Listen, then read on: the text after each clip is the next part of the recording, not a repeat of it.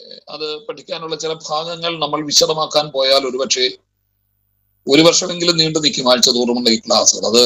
അതങ്ങ് കട്ട് ചെയ്യുകയാണ്. കാരണം നമുക്കിതൊരു ബൈബിൾ ക്ലാസ്സിനേക്കാൾ ഈ ദിവസത്തെ ക്ലാസ്, ചൊവ്വാഴ്ച ദിവസമുള്ള ക്ലാസ് കുറെ കൂടെ ആത്മീക ഒരു ഉത്തേജനം തരത്തക്ക നിലയിലേക്ക് പഠനത്തെക്കാൾ കൂടുതൽ നമ്മുടെ ആത്മീക ഉത്തേജനത്തിന് പറ്റുന്നത് ചില ആലോചനകൾ വരണമെന്ന് ഉദ്ദേശിക്കുന്നതുകൊണ്ട് ഞാൻ അങ്ങനെ നീങ്ങുന്നില്ല. ഞാൻ പറഞ്ഞല്ലോ ആദ്യം തന്നെ, നമ്മൾ ഈ എടുക്കുന്ന ഭാഗം പരിശുദ്ധാത്മശാസ്ത്രം എന്ന് പറയുന്ന ദൈവശാസ്ത്രത്തിലെ പ്രമുഖമായ ഒരു ഭാഗമാണ്. പരിശുദ്ധാത്മശാസ്ത്രം അല്ലെങ്കിൽ പരിശുദ്ധാത്മ വിജ്ഞാനീയം എന്ന് വേണമെങ്കിലും പറയാം. ഇനി ശാസ്ത്രം എന്ന് പറയാൻ ആർക്കെങ്കിലും ബുദ്ധിമുട്ടുണ്ടെങ്കിൽ പരിശുദ്ധാത്മ വിജ്ഞാനീയം എന്ന് പറഞ്ഞാല് വളരെ ബൃഹത്തായ ഒരു വിഷയമാണ്.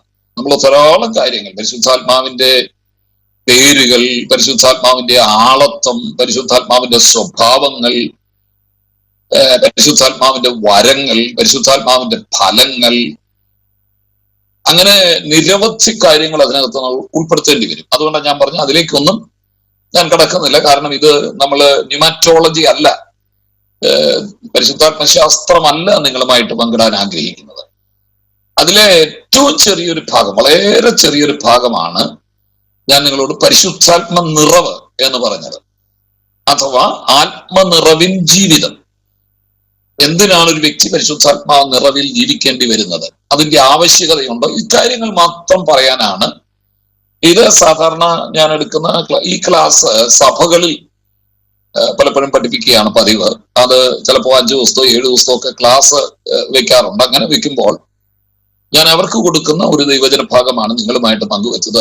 അതുകൊണ്ട് ഒത്തിരി സമയം ദീർഘിക്കാതെ അത് നിർത്തണമെന്നും ആഗ്രഹമുള്ളത് കൊണ്ടാണ് ഞാൻ അങ്ങനെ ഒരു വിഷയം എടുത്തത്. കാരണം നമ്മള് വ്യാഴാഴ്ച ദിവസത്തെ ക്ലാസ്സിൽ നമ്മൾ ഒരു വിഷയം ഒരു സെമസ്റ്റർ ഞാൻ പഠിപ്പിക്കുന്നുണ്ടല്ലോ. അപ്പൊ രണ്ടും കൂടെ അത് ബുദ്ധിമുട്ട് വേണ്ടാന്നും കണ്ട. അപ്പൊ കഴിഞ്ഞ ദിവസം നമ്മൾ പഠിച്ചു വന്ന ചില ചിന്തകളാണ്. പരിശുദ്ധാത്മാ നിറവ് എന്ന് പറഞ്ഞപ്പോൾ അതിനെക്കുറിച്ച് ഒരു 4 കാര്യങ്ങൾ ഞാൻ നിങ്ങളുമായിട്ട് പങ്കിട്ടു. ഒന്ന്, പരിശുദ്ധാത്മാ നിറവ് എന്താണ്, അതിന്റെ ആവശ്യകത എന്താണ് എന്നൊക്കെ നമ്മൾ ആദ്യം ചിന്തിച്ചു കഴിഞ്ഞാൽ ഞാനൊരു കാര്യം പറഞ്ഞു. ഇത് പരിശുദ്ധാത്മാവിൽ നിറയപ്പെടൂ എന്ന് പറയുന്നത് ഒരു ഓപ്ഷൻ അല്ല, ഒരു ഇമ്മീഡിയറ്റ് ആക്ഷൻ ആണ്. എന്ന് പറഞ്ഞാൽ ഒരു ഐച്ഛിക വിഷയമല്ല, വേണമെങ്കിൽ പ്രാപിക്കേണ്ട ഒരു കാര്യമായിട്ടല്ല വേദപുസ്തകം പരിശുദ്ധാത്മ നിറവിനെ കുറിച്ച് പറഞ്ഞിട്ടുണ്ട്.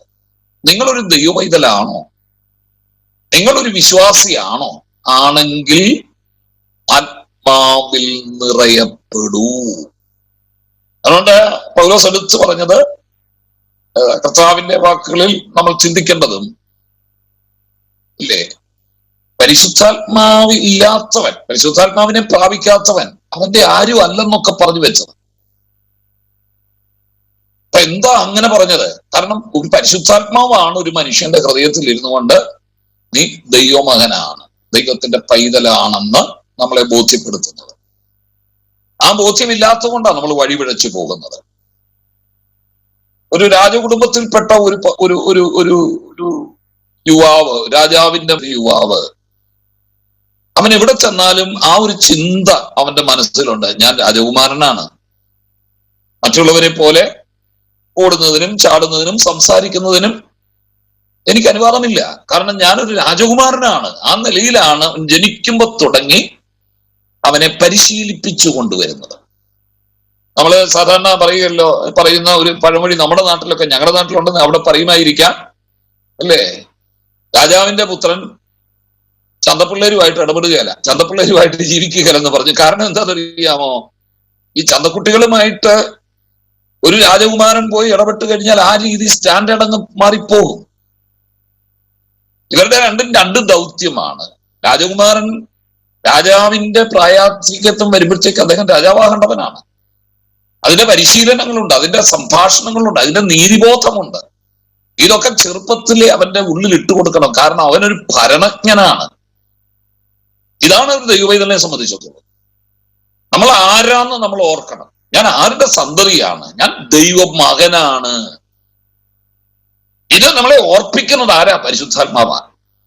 ഈ ആത്മനിറവ് പ്രാപിക്കാത്തവനാണ് എന്തും പറയുകയും എന്തും സംസാരിക്കുകയും വരുന്നത് പോലെ പ്രതികരിക്കുകയും ഒക്കെ ചെയ്യുന്നത്.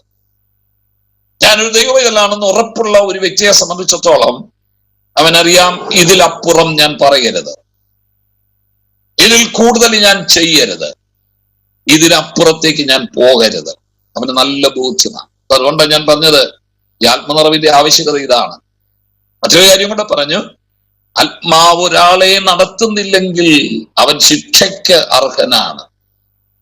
അതുകൊണ്ട് ഇപ്പോൾ ക്രിസ്തുയേശുവിലുള്ളവർക്ക് പറയുക, ആത്മാവിനാൽ നടത്തപ്പെടുകയും ജഡത്തെ അനുസരിക്കാതിരിക്കുകയും ചെയ്യുന്നവൻ അവർക്ക് ഒരു ശിക്ഷാവിധിയുമില്ല. അപ്പോൾ ശിക്ഷാവിധി അഥവാ നിത്യ ന്യായവിധിയിലേക്ക് ഒരുവൻ പോകാതിരിക്കണമെങ്കിൽ ഒരിക്കൽ കൈവക്കിയാൽ മാത്രം പോരാ, യേശുവിനെ ഞാൻ സ്വീകരിച്ചെന്ന് പറഞ്ഞാൽ പോരാ, അതിനുശേഷം അവൻ ആത്മനിറവിന്റെ ജീവിതം നയിക്കണം. അതുകൊണ്ടാണ് ഇതൊരു കമാൻഡ് ആണെന്ന് പറഞ്ഞത്, ഇതൊരു ആജ്ഞയാണ്. രണ്ടാമത് ഞാൻ പറഞ്ഞ ചിന്ത ഇതാണ്, ഇത് ബഹുവചനത്തിലാണ് പറഞ്ഞിരിക്കുന്നത്, അഥവാ സകല വിശ്വാസികളോടുമാണ്. എഫേസോസിലെ സകല വിശ്വാസികൾ, പ്രായഭേദമില്ല, ജാതി വ്യത്യാസമില്ല, ഉയർന്നവനെന്നോ താഴ്ന്നവനെന്നോ അടിമയെന്നോ ഉടമയെന്നോ വ്യത്യാസമില്ല, യവനനെന്നോ യഹൂദനെന്നോ വേർതിരിവില്ല, സകല. ദൈവസഭയ്ക്കകത്ത് ഇതൊന്നും ഇല്ലെന്നല്ലേ, വേർപാടിനെ നടിച്ചു അവൻ ഇടിച്ചു കളഞ്ഞു. ഇവിടെ വന്നു കഴിഞ്ഞാൽ എല്ലാം ഒന്നായിരിക്കണം. ആത്മീയ കാര്യത്തിൽ ആത്മീയമായി നമ്മൾ ഒന്നായി തീരുക എന്നുള്ളത്, ഒരപ്പത്തിന്റെ അംശികളായി തീരുക എന്നുള്ളതാണ്. എല്ലാവരും, ഇത് പ്ലൂറലാണ് ഈ കമാൻഡ്. ആത്മാവിൽ നിറയപ്പെടൂ എന്ന് പറയുമ്പം ആര്? നിങ്ങൾ. ബഹുവചനം അവിടെ. ആജ്ഞാവാചകങ്ങളിൽ നാമം പറയാറില്ല, പക്ഷെ ആ നാമം അണ്ടർസ്റ്റുഡ് ആണ്, അല്ലെ? ഗെറ്റ് ഔട്ട് എന്ന് പറയുമ്പോൾ യു ഉണ്ട് അതിനകത്ത്, യു ഗെറ്റ് ഔട്ട് എന്നായി പറയുന്നേ. പക്ഷെ നമ്മൾ ഉച്ചരിക്കാറില്ല, കാരണം ആ കമാൻഡ് കുറെ കൂടെ സ്ട്രോങ് ആകാൻ വേണ്ടി നമ്മൾ അതിന്റെ നാമം പറയുക. കാരണം എപ്പോഴും കമാൻഡിന് നാമം യു ആയിരിക്കും, നീ ആയിരിക്കും. എന്റെ നേരെ മുമ്പിൽ നിൽക്കുന്ന ഒരാളോടെ എനിക്ക് കമാൻഡ് കൊടുക്കാൻ പറ്റും. തിരുവനന്തപുരത്തേക്ക് നിങ്ങളോട് എനിക്ക് കമാൻഡ്, ഇപ്പം വേണേ ഇതിനൂടെ ഇങ്ങനെയുള്ള സൗകര്യം ഉണ്ടെങ്കിൽ നമുക്ക് കമാൻഡ് കൊടുക്കാം, ആജ്ഞ കൊടുക്കാം. പക്ഷേ അല്ലാതെ മറ്റൊരാൾ ഒരിടത്താണ് ജീവിക്കുന്നതെങ്കിൽ അവരോട് കമാൻഡ് ചെയ്യാൻ നോക്കിയാൽ, അപ്പോ എല്ലാ കമാൻഡുകൾക്കും നാമം യു ആയിരിക്കും. അത് അണ്ടർസ്റ്റുഡ് ആയതുകൊണ്ടാണ് ആജ്ഞാവാചകങ്ങളിൽ നാമം ഉപയോഗിക്കാതിരിക്കുന്നത്. അപ്പോ ഇവിടെ ആത്മാവിൽ നിറയപ്പെടൂ എന്ന് പറഞ്ഞ നിങ്ങൾ, നീ എന്നല്ല, ഏകവചനമല്ല, നിങ്ങൾ. അത് ആ ക്രിയക്കകത്തുനിന്ന് നമുക്ക് ഗ്രീക്കിൽ വായിച്ചെടുക്കാം. ആ ക്രിയ നിറയപ്പെടൂ എന്ന് പറയുന്നത് ബഹുവചന പദമാണ് അവിടെ ഉപയോഗിച്ചിരിക്കുന്നത്. അതുകൊണ്ട് ഇത് എല്ലാവരും ആത്മാവിൽ നിറയപ്പെടണം. അടുത്ത ചിന്ത ഞാൻ നിങ്ങളോട് പറഞ്ഞത്, the verb is passive. ഈ പറഞ്ഞ ക്രിയ സകർമ്മക ക്രിയ. ആത്മാവിൽ നിറയപ്പെടൂ എന്ന് പറഞ്ഞാൽ നിറയപ്പെടൂ എന്നല്ല, ആത്മാവിൽ നിറഞ്ഞോളൂ എന്നല്ല പറഞ്ഞത്. കാരണം അത് നമുക്ക് സ്വയം നിറയാൻ പറ്റുകയില്ല. നമ്മൾ സ്വയം ചെയ്യേണ്ട ഒരു കാര്യമല്ല. എനിക്ക് തന്നെ ആത്മാവിൽ അങ്ങ് നിറയപ്പെടാൻ പറ്റുകയില്ല. നിറയപ്പെടാനേ പറ്റൂ. ആരാ നിറയ്ക്കേണ്ടത്? സാക്ഷാൽ ദൈവമാണ് നിറയ്ക്കേണ്ടത്. പരിശുദ്ധാത്മാവ് ദൈവമാണ് നമുക്കറിയാം. അപ്പൊ ദൈവം തന്നെയാണ് നമ്മളെ ആത്മാവിൽ നിറയ്ക്കേണ്ടത്. വേറെ പ്രത്യേകിച്ച് ഓർക്കണം കേട്ടോ, ദൈവം ഇത് തരുന്നെങ്കിൽ അതിന്റെ പ്രമാണമുണ്ട്. വരുന്നവർക്കും പോകുന്നവർക്കും എല്ലാം കൊടുക്കാൻ പറ്റിയതല്ല. ഒരു കസേരയെ പിടിച്ചു ഇരുത്തുമ്പോ കിട്ടുന്നതല്ല, ഊതി വീഴ്ത്തുമ്പോ കിട്ടുന്നതല്ല, ഉന്തിരിച്ചുമ്പോൾ കിട്ടുന്നതല്ല, തൂവാലയെടുത്ത് കറക്കി ഫയർ എന്ന് പറയുമ്പോൾ കിട്ടുന്നതല്ല. മറിച്ച് ഇവർക്കാർക്കും പരിശുദ്ധാത്മാവിനെ കൊടുക്കാൻ പറ്റുകയില്ല. പരിശുദ്ധാത്മാവിനെ ദാനം ചെയ്യുന്നത് ദൈവം മാത്രമാണ്. ത്രിയേക ദൈവമാണ് പരിശുദ്ധാത്മാവിനെ ദാനം ചെയ്യുന്നത്. അതുകൊണ്ടാണ് പരിശുദ്ധാത്മാവിനെ കുറിച്ച് നമ്മളെ പേരുകൾ പഠിക്കുകയായിരുന്നെങ്കിൽ ഇല്ലേ, പിതാവാം ദൈവത്തിന്റെ ആത്മാവ്, യേശു ക്രിസ്തുവിന്റെ ആത്മാവ് എന്നൊക്കെ വിളിച്ചിട്ടുണ്ട്. നമ്മളതൊന്നും എടുത്തില്ല, അതിനൊന്നും നമുക്ക് സമയം കിട്ടിയില്ല. അതുകൊണ്ട് ഇത് പാസീവ് വോയിസിലാണ് പറഞ്ഞിരിക്കുന്നത്. അത് അടുത്ത ചിന്ത. ഇനി അഞ്ചാമത്തെ ഒരു ചിന്തയും കൊണ്ട് പറഞ്ഞ് നമ്മൾ ആ ഇൻട്രഡക്ടറി പാർട്ട് അവസാനിപ്പിക്കുകയാണ്. അഞ്ചാമത്തെ ചിന്ത ഇതാണ്, The verb fill has nothing to do with quantity. നിറയപ്പെടൂ എന്ന് പറയുന്ന ആ പദത്തിൽ എത്രത്തോളം എന്ന് പറഞ്ഞിട്ടില്ല, അളവ് പറഞ്ഞിട്ടില്ല. എത്രത്തോളം നിറയപ്പെടണം, ആത്മാവിൽ എത്രത്തോളം നിറയപ്പെടണം, അളവ് പറഞ്ഞിട്ടില്ല ദൈവം. അളവില്ലാത്ത നിലയിലാണ് ദൈവം തന്റെ ആത്മാവിനെ ആഗ്രഹിക്കുന്നവരുടെ മേൽ പകരുന്നത്.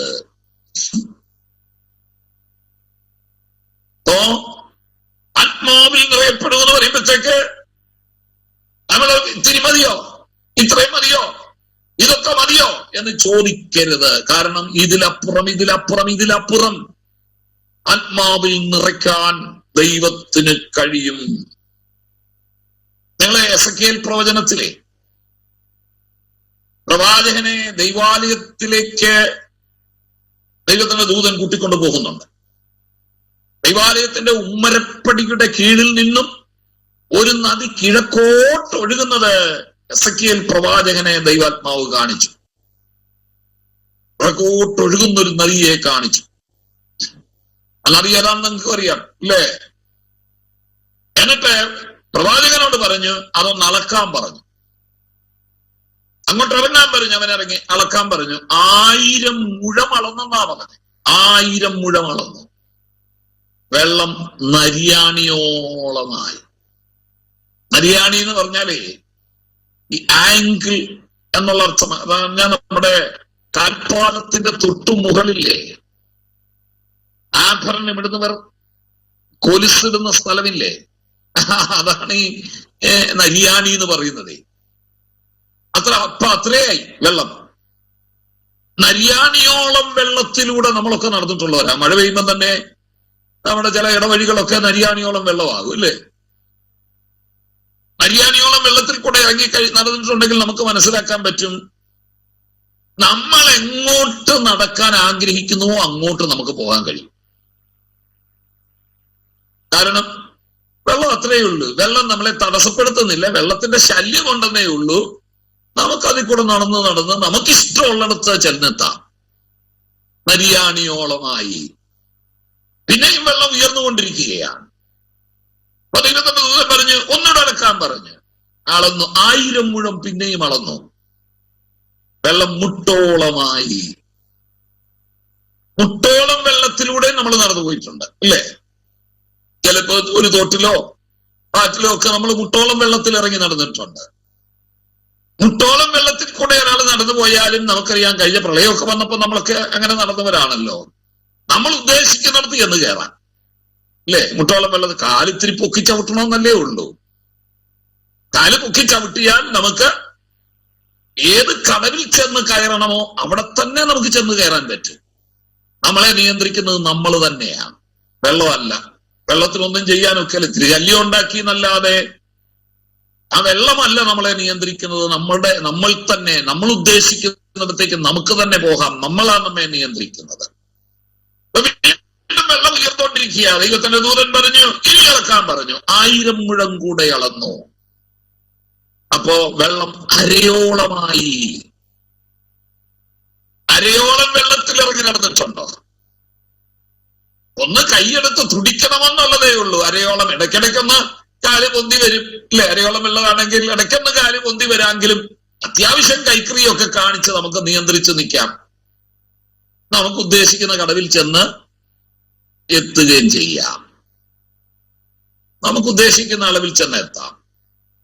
എന്നാൽ തലയ്ക്ക് മുകളിൽ വെള്ളം വന്നാലോ?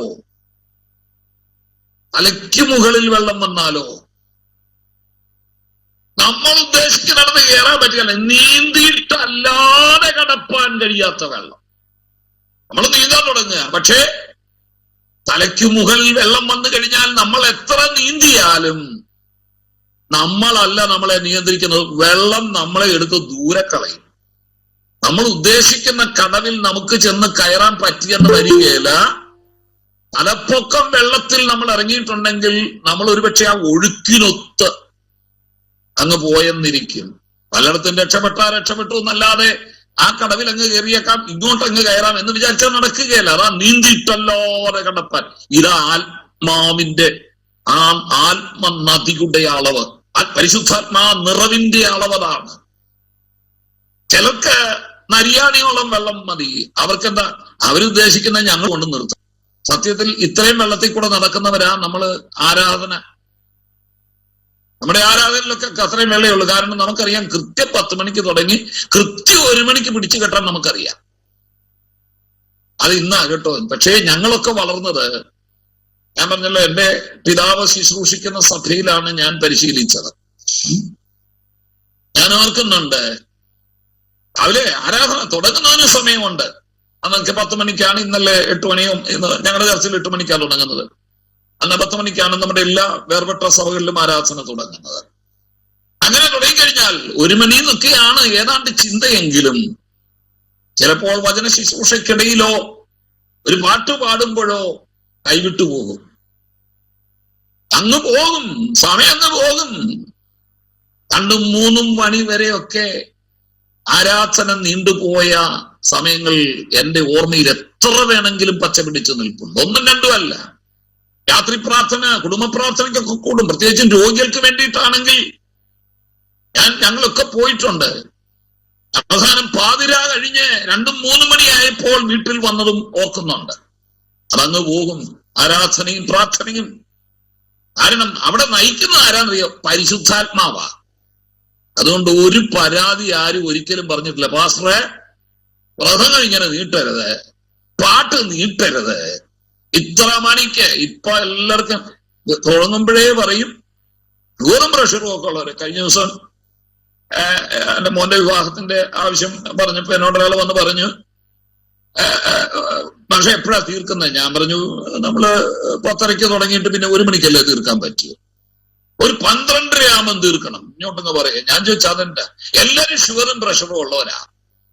ഞാൻ പറഞ്ഞു, പിന്നെ അത് നിങ്ങളുടെ കാര്യം, ഇത്തിരി പഞ്ചസാര കൈ കരുതിക്കോണം.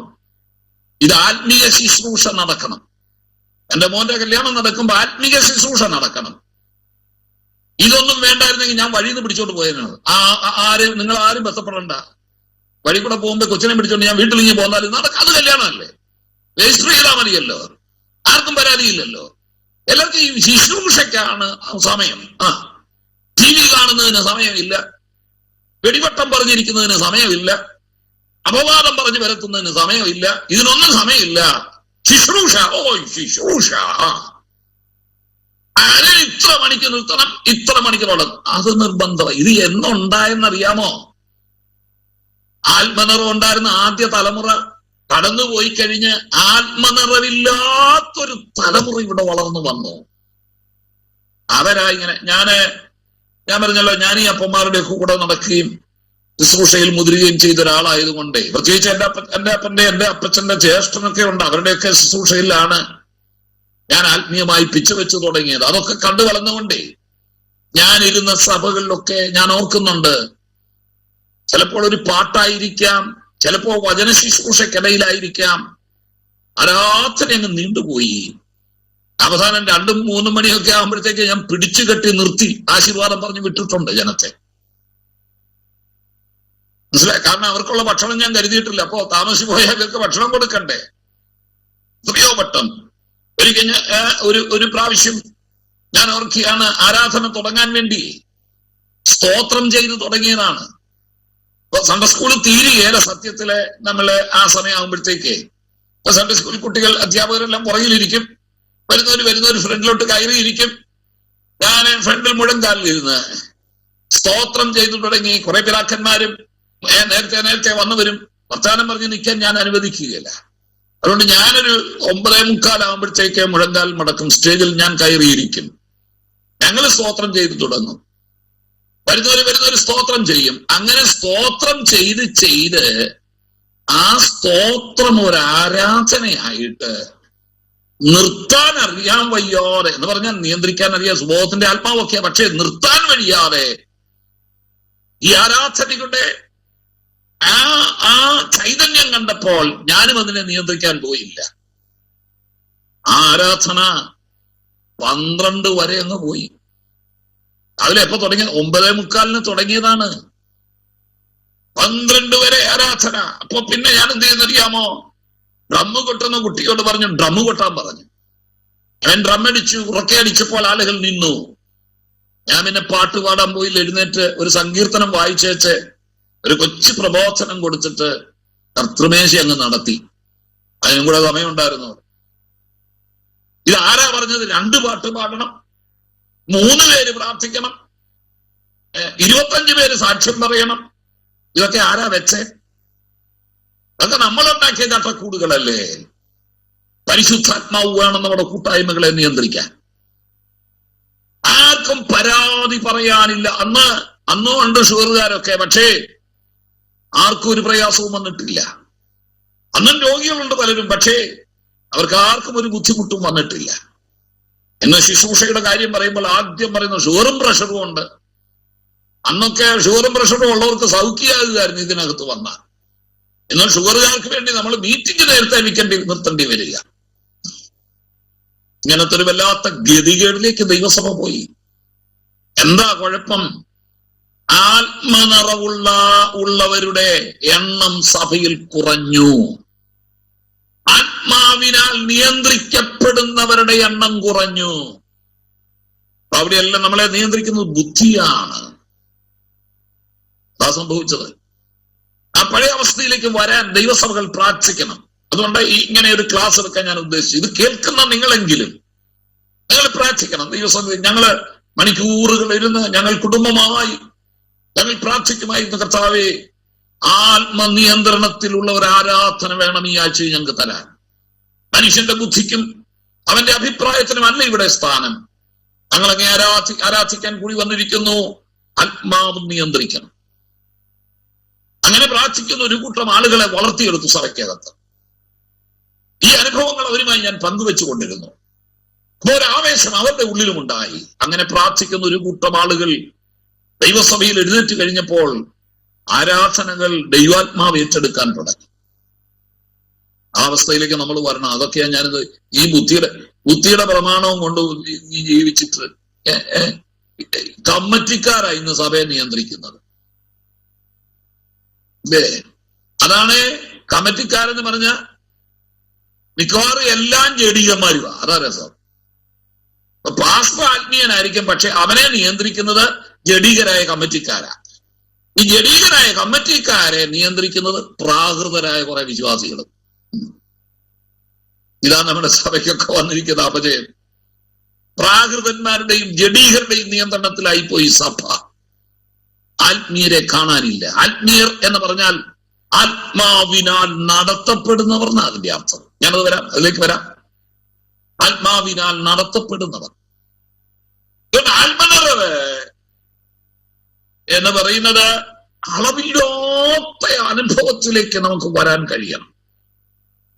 ഒത്തിരി പ്രാപിച്ചു, കുറച്ച് ഞാൻ 2 അന്യഭാഷ പറയുന്നു. ഇതുകൊണ്ട് നിൽക്കാനുള്ളതല്ല ഇത്. 1 2 അന്യഭാഷ മാത്രം പറയിപ്പിക്കാനല്ല പരിശുദ്ധാത്മാവ് നമ്മളിലേക്ക് വരുന്നത്. അത് ഞാൻ പിന്നെ പറഞ്ഞോളാം. ആദ്യം നമ്മൾ ശ്രദ്ധിക്കണം, അളവില്ലാത്ത നിലയിൽ പരിശുദ്ധാത്മാവ് നമ്മളെ നിറയ്ക്കുക മാത്രമല്ല, ആത്മാവിൽ നമ്മളെ മുക്കാൻ നമ്മൾ അതിലേക്ക് വരുന്നുണ്ട്. എങ്കിലും ഞാൻ മുൻകൂട്ടി പറയുകയും പരിശുദ്ധാത്മ സ്നാനം എന്നൊരു ഇടപാടുണ്ട്. പരിശുദ്ധാത്മ നിറവ് മാത്രമല്ല, പരിശുദ്ധാത്മ സ്നാനം. ഒരാളെ സ്നാനപ്പെടുത്തുക എന്ന് പറഞ്ഞാൽ വെള്ളം കോലി തലക്കൊലിക്കുക അല്ല സ്നാനം. ബപ്തിസ്മ എന്ന് പറഞ്ഞ യോഹന്നാൻ ഐരോനിൽ ആളുകളെ സ്നാനപ്പെടുത്തിക്കൊണ്ടിരുന്നു. അവിടെ വളരെ വെള്ളം ഉണ്ടായിരുന്നെന്ന് എടുത്തു വായിക്കുന്നുണ്ട് നമ്മൾ. അപ്പം വെള്ളത്തിനുള്ളിലേക്ക് ഒരാളെ ഇറക്കി വെള്ളത്തിലേക്ക് മുക്കുമ്പോൾ വെള്ളം അവന്റെ തലയ്ക്ക് മുകളിലൂടെ പോയി. ഇതാണ് ആത്മസ്നാനവും എന്ന് പറഞ്ഞാൽ ഒരു വ്യക്തി ആത്മാവിൽ അങ്ങൊന്ന് നിറയപ്പെട്ടിട്ട് ആത്മാവ് അവന്റെ തലയ്ക്ക് മീതെ കവിഞ്ഞു. അതാണ് ആത്മനിറവിന്റെ ഒരു പൂർണ്ണത എന്ന് പറയുന്നത്. ആ അനുഭവത്തിലേക്ക് വന്നിട്ടുണ്ടോ? ആ അനുഭവത്തിലേക്ക് വരാൻ കഴിഞ്ഞിട്ടുണ്ടോ? നമ്മൾ നിയന്ത്രിക്കുന്നതും നമ്മൾ കൂടുതലുമായി സഭ ആ അനുഭവത്തിലാണോ? അല്ലെങ്കിൽ പ്രാർത്ഥിക്കണം ദൈവമക്കളെ. ഈ ജഡമയത്വം, മനുഷ്യന്റെ ബുദ്ധിയുടെ പ്രമാണവും കമ്മിറ്റി ഭരണവും ഒക്കെ അവസാനിക്കണം. സഭയുടെ കമ്മിറ്റി എന്ന് പറയുന്നത് സഭയുടെ ഭൗതിക കാര്യങ്ങളിൽ തീരുമാനമെടുക്കാനുള്ളവരാ.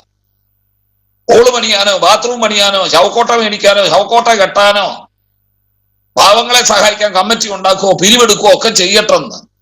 അതിനാ കമ്മിറ്റി. ആത്മീയ ശുശ്രൂഷകൾ ആത്മനിറവുള്ള ദൈവദാസന്മാരാ തീരുമാനിക്കേണ്ടത്. ഞാൻ ഏത് സഭയിൽ മാറി ചെന്നാലും ആദ്യം ഞാനത് പറയും. കമ്മിറ്റി വിളിച്ചു കൂട്ടിയിട്ട് ആദ്യം ഞാൻ പറയും, ദൈവസഭയ്ക്ക് കമ്മിറ്റി ഇല്ല. കാരണം വേറെ പുസ്തകത്തിലില്ല, ദൈവസഭയ്ക്ക് കമ്മിറ്റി ഉണ്ടാക്കിയതായിട്ട് വേറെ പുസ്തകത്തിൽ പറഞ്ഞിട്ടില്ല. സംഘടനയ്ക്കാണ് കമ്മിറ്റി. നമ്മളൊക്കെ നമ്മുടെ സഭകൾ സൊസൈറ്റീസ് ആക്ട് പ്രകാരം ഗവൺമെന്റിൽ രജിസ്റ്റർ ചെയ്തിരിക്കുന്നതാണ്. അതിന് പ്രസിഡന്റ് വേണം, അതിന് സെക്രട്ടറി വേണം, അതിന് ഖജാൻജി വേണം, അതിന് കമ്മിറ്റി വേണം. അത് ഇന്ത്യ ഗവൺമെന്റിന്റെ ഒരു നിയമമാണ് അത്. പക്ഷെ അത് സഭയ്ക്കല്ല. സഭയ്ക്ക് ദൈവമേൽപ്പിച്ച ഉത്തരവാദം അപ്പോസ്തലൻ, പ്രവാചകൻ, സുവിശേഷകൻ, ഇടയൻ, അധ്യാപകൻ, ഈ 5 തസ്തികകളാണ് സഭയ്ക്ക് ദൈവം വെച്ചിരിക്കുന്നത്. കമ്മിറ്റി ഒന്നും ദൈവം വെച്ചതല്ല കേട്ടോ, അത് സംഘടനയ്ക്കാ. അതുകൊണ്ട് ഞാൻ പറയും, അതുകൊണ്ട് കമ്മിറ്റി സഭയുടെ ഭൗതിക കാര്യങ്ങൾ നിങ്ങളോട് ആലോചിക്കാതെ ഞാൻ ഒന്നും ചെയ്യുകയില്ല. ആർക്കെങ്കിലും സഹായിക്കണോ? ഞാൻ ആലോചിക്കാം. നമുക്ക് സെല്ലൊരെണ്ണം കൂടെ പണിയണോ, 10 കൂടെ പണിയണോ? ആലോചിക്കാം. ഹോൾ എന്തെങ്കിലും വ്യത്യാസം വരുത്തണോ? ആലോചിക്കാം. നമ്മുടെ യൂറിൻ ഷെഡ് കുറച്ച് 2 കൂടെ പണിയണമെന്നുണ്ടോ? നമുക്ക് ആലോചിക്കാം. കമ്മിറ്റിയോട് ആലോചിക്കാം. ഭൗതിക കാര്യങ്ങൾ, പണം, അതിനെക്കുറിച്ച് നിങ്ങളോട് ആലോചിക്കാം. ആത്മീയ ശുശ്രൂഷ ആത്മീയരായ ദൈവദാസന്മാരാ നിയന്ത്രിക്കുന്നത്. ഓരോ ഒറ്റയെണ്ണം അതിൽ കൈയിടാൻ വന്നേക്കരുത്. ഇതാദ്യം ഞാൻ ഗൗരവത്തിൽ അങ്ങ് പറയും. ദൈവകൃപയാൽ ഇരുന്നിടത്തൊന്നും ഒരു കമ്മിറ്റിക്കാരനും നമ്മളെ നിയന്ത്രിക്കാൻ വന്നിട്ടില്ല. ആത്മീയ ശുശ്രൂഷകളുടെ പൂർണ്ണ ഉത്തരവാദിത്വം ഞാൻ തന്നെ ഏറ്റെടുത്തിട്ടുണ്ട്. അവസാനം വരെ ഈ സഭയുടെ ശുശ്രൂഷ കഴിഞ്ഞ കുറച്ച് നാൾ മുമ്പ് ഞാൻ നിർത്തിയ അതുവരെയും ഇരുന്ന സഭകളിലെല്ലാം ആ മാതൃക പിന്തുടർന്നാ പോകുന്നത്. അങ്ങനെ അല്ലായിരുന്നു ഞാൻ ചെന്ന പല സഭയും. അത് കേട്ടോണ്ടൊക്കെയാ ഞാൻ അവിടെ ചെന്ന് ഇതൊക്കെ പറയുന്നതേ. അതുകൊണ്ട് നമ്മൾ പ്രാർത്ഥിക്കണം. കർത്താവേ, ഓരോരുത്തരെ നിർത്തേണ്ടടുത്ത് അവിടെ നിർത്താൻ കഴിയണം. ദൈവസഭ നിയന്ത്രിക്കേണ്ടത് പരിശുദ്ധാൽ. ഇപ്പൊ പാസ്റ്ററും അല്ല കേട്ടോ, പാസ്റ്ററും അല്ല, ഞാൻ ഭരിച്ചിട്ടൊന്നുമില്ല. ഓരോ കാര്യവും ദൈവത്തോട് ആലോചന ചോദിക്കും. കർത്താവ് ഇതെങ്ങനെ ചെയ്യണം? സഭയിൽ ഒരു പ്രശ്നമുണ്ടായാൽ, ഒരാൾ രോഗിയായി, ഇല്ലെങ്കിൽ എന്തെങ്കിലും ഒരു പ്രശ്നമുണ്ടായി, ഉടനെ വഴക്ക് തീർക്കാൻ കമ്മിറ്റി വിളിച്ചു കൂട്ടുകയില്ലായിരുന്നു ഞാൻ. ചില പ്രമാദമായ വിഷയങ്ങൾ സഭയ്ക്കകത്തുണ്ടായി. ഞാനന്ന് ആദ്യം പറഞ്ഞത്, പലരും സഹോദരന്മാര് എന്ന് പറഞ്ഞു, പക്ഷേ അവനെ തിരുത്തണം, അവനെ മുടക്കണം, അവനെ എടുത്ത് കളയണം. ഞാൻ പറഞ്ഞു, നിങ്ങളൊരു 3 ദിവസം എനിക്ക് തരാമോ? നിങ്ങളൊരു 3 ദിവസം എനിക്ക് തരാമോ? അത് കഴിഞ്ഞാൽ നിങ്ങൾ കമ്മിറ്റി കൂടി നിങ്ങൾ പറയുന്ന പോലെ ഞാൻ ചെയ്യാം. എന്നിട്ട് ഞങ്ങൾ കുടുംബമായി ദൈവസന്നിധിയിൽ ഇരുന്നു, പട്ടിണിയിരുന്നു. 3 ദിവസം ദൈവത്തിൽ പ്രാർത്ഥിച്ച കർത്താവേ, ഈ വിഷയത്തിന് പരിഹാരം ഉണ്ടാക്കണം. 3-ാം ദിവസം അത്ഭുതകരമായ മറുപടി കണ്ടിട്ട് മുഴങ്കാലിൽ നിന്നും എഴുന്നേറ്റിട്ടു. മനസ്സിലായോ? വിശ്വാസികൾ തന്നെ പിന്നെ വന്ന് ഭാഷ ഏതായാലും നമ്മളേതായാലും ഒന്നും തീരുമാനം എടുക്കാൻ ഞാൻ നന്നായി. അപ്പൊ ദൈവം കളയേണ്ടവരെ കളയും, കൊള്ളേണ്ടവരെ കൊള്ളും. പരിഹരിക്കേണ്ട വിഷയം പരിഹരിച്ചിരിക്കും. ആത്മാവിന്റെ നിയന്ത്രണത്തിന് ദൈവസഭയെ വിട്ടുകൊട. ആത്മാവിന്റെ നിയന്ത്രണത്തിന് നമ്മളെ വ്യക്തിപരമായി വിട്ടുകൊട്. അതാത്മാനിറവിന്റെ പ്രത്യേകത എന്ന് പറഞ്ഞാലേ, ഒരു വ്യക്തി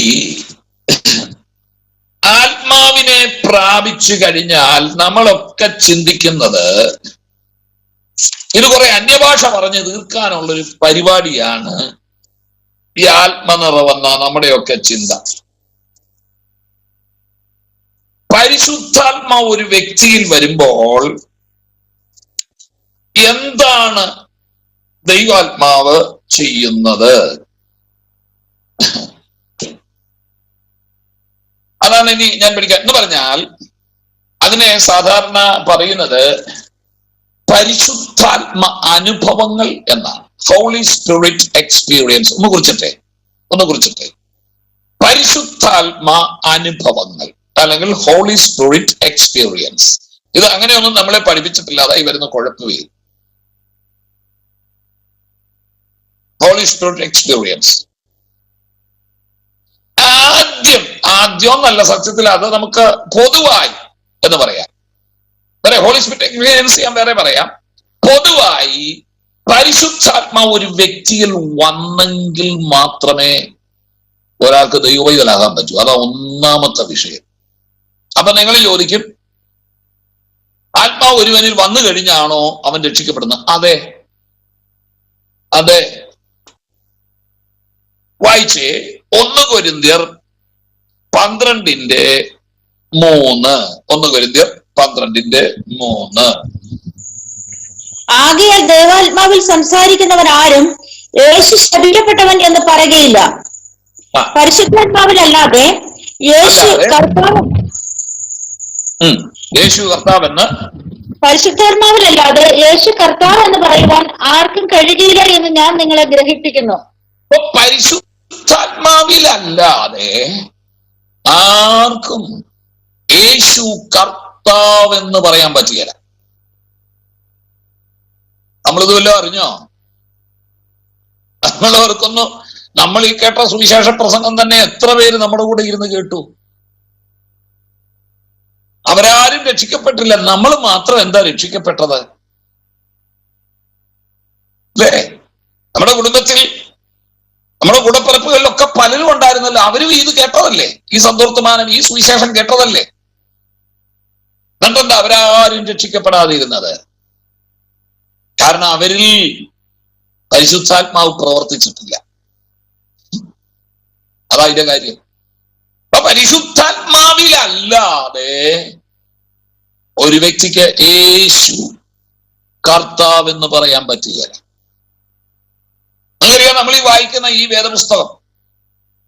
എത്രയോ പണ്ഡിതന്മാർക്ക് ഇത് കാണാപ്പാഠമായിരുന്നെന്നറിയാവോ?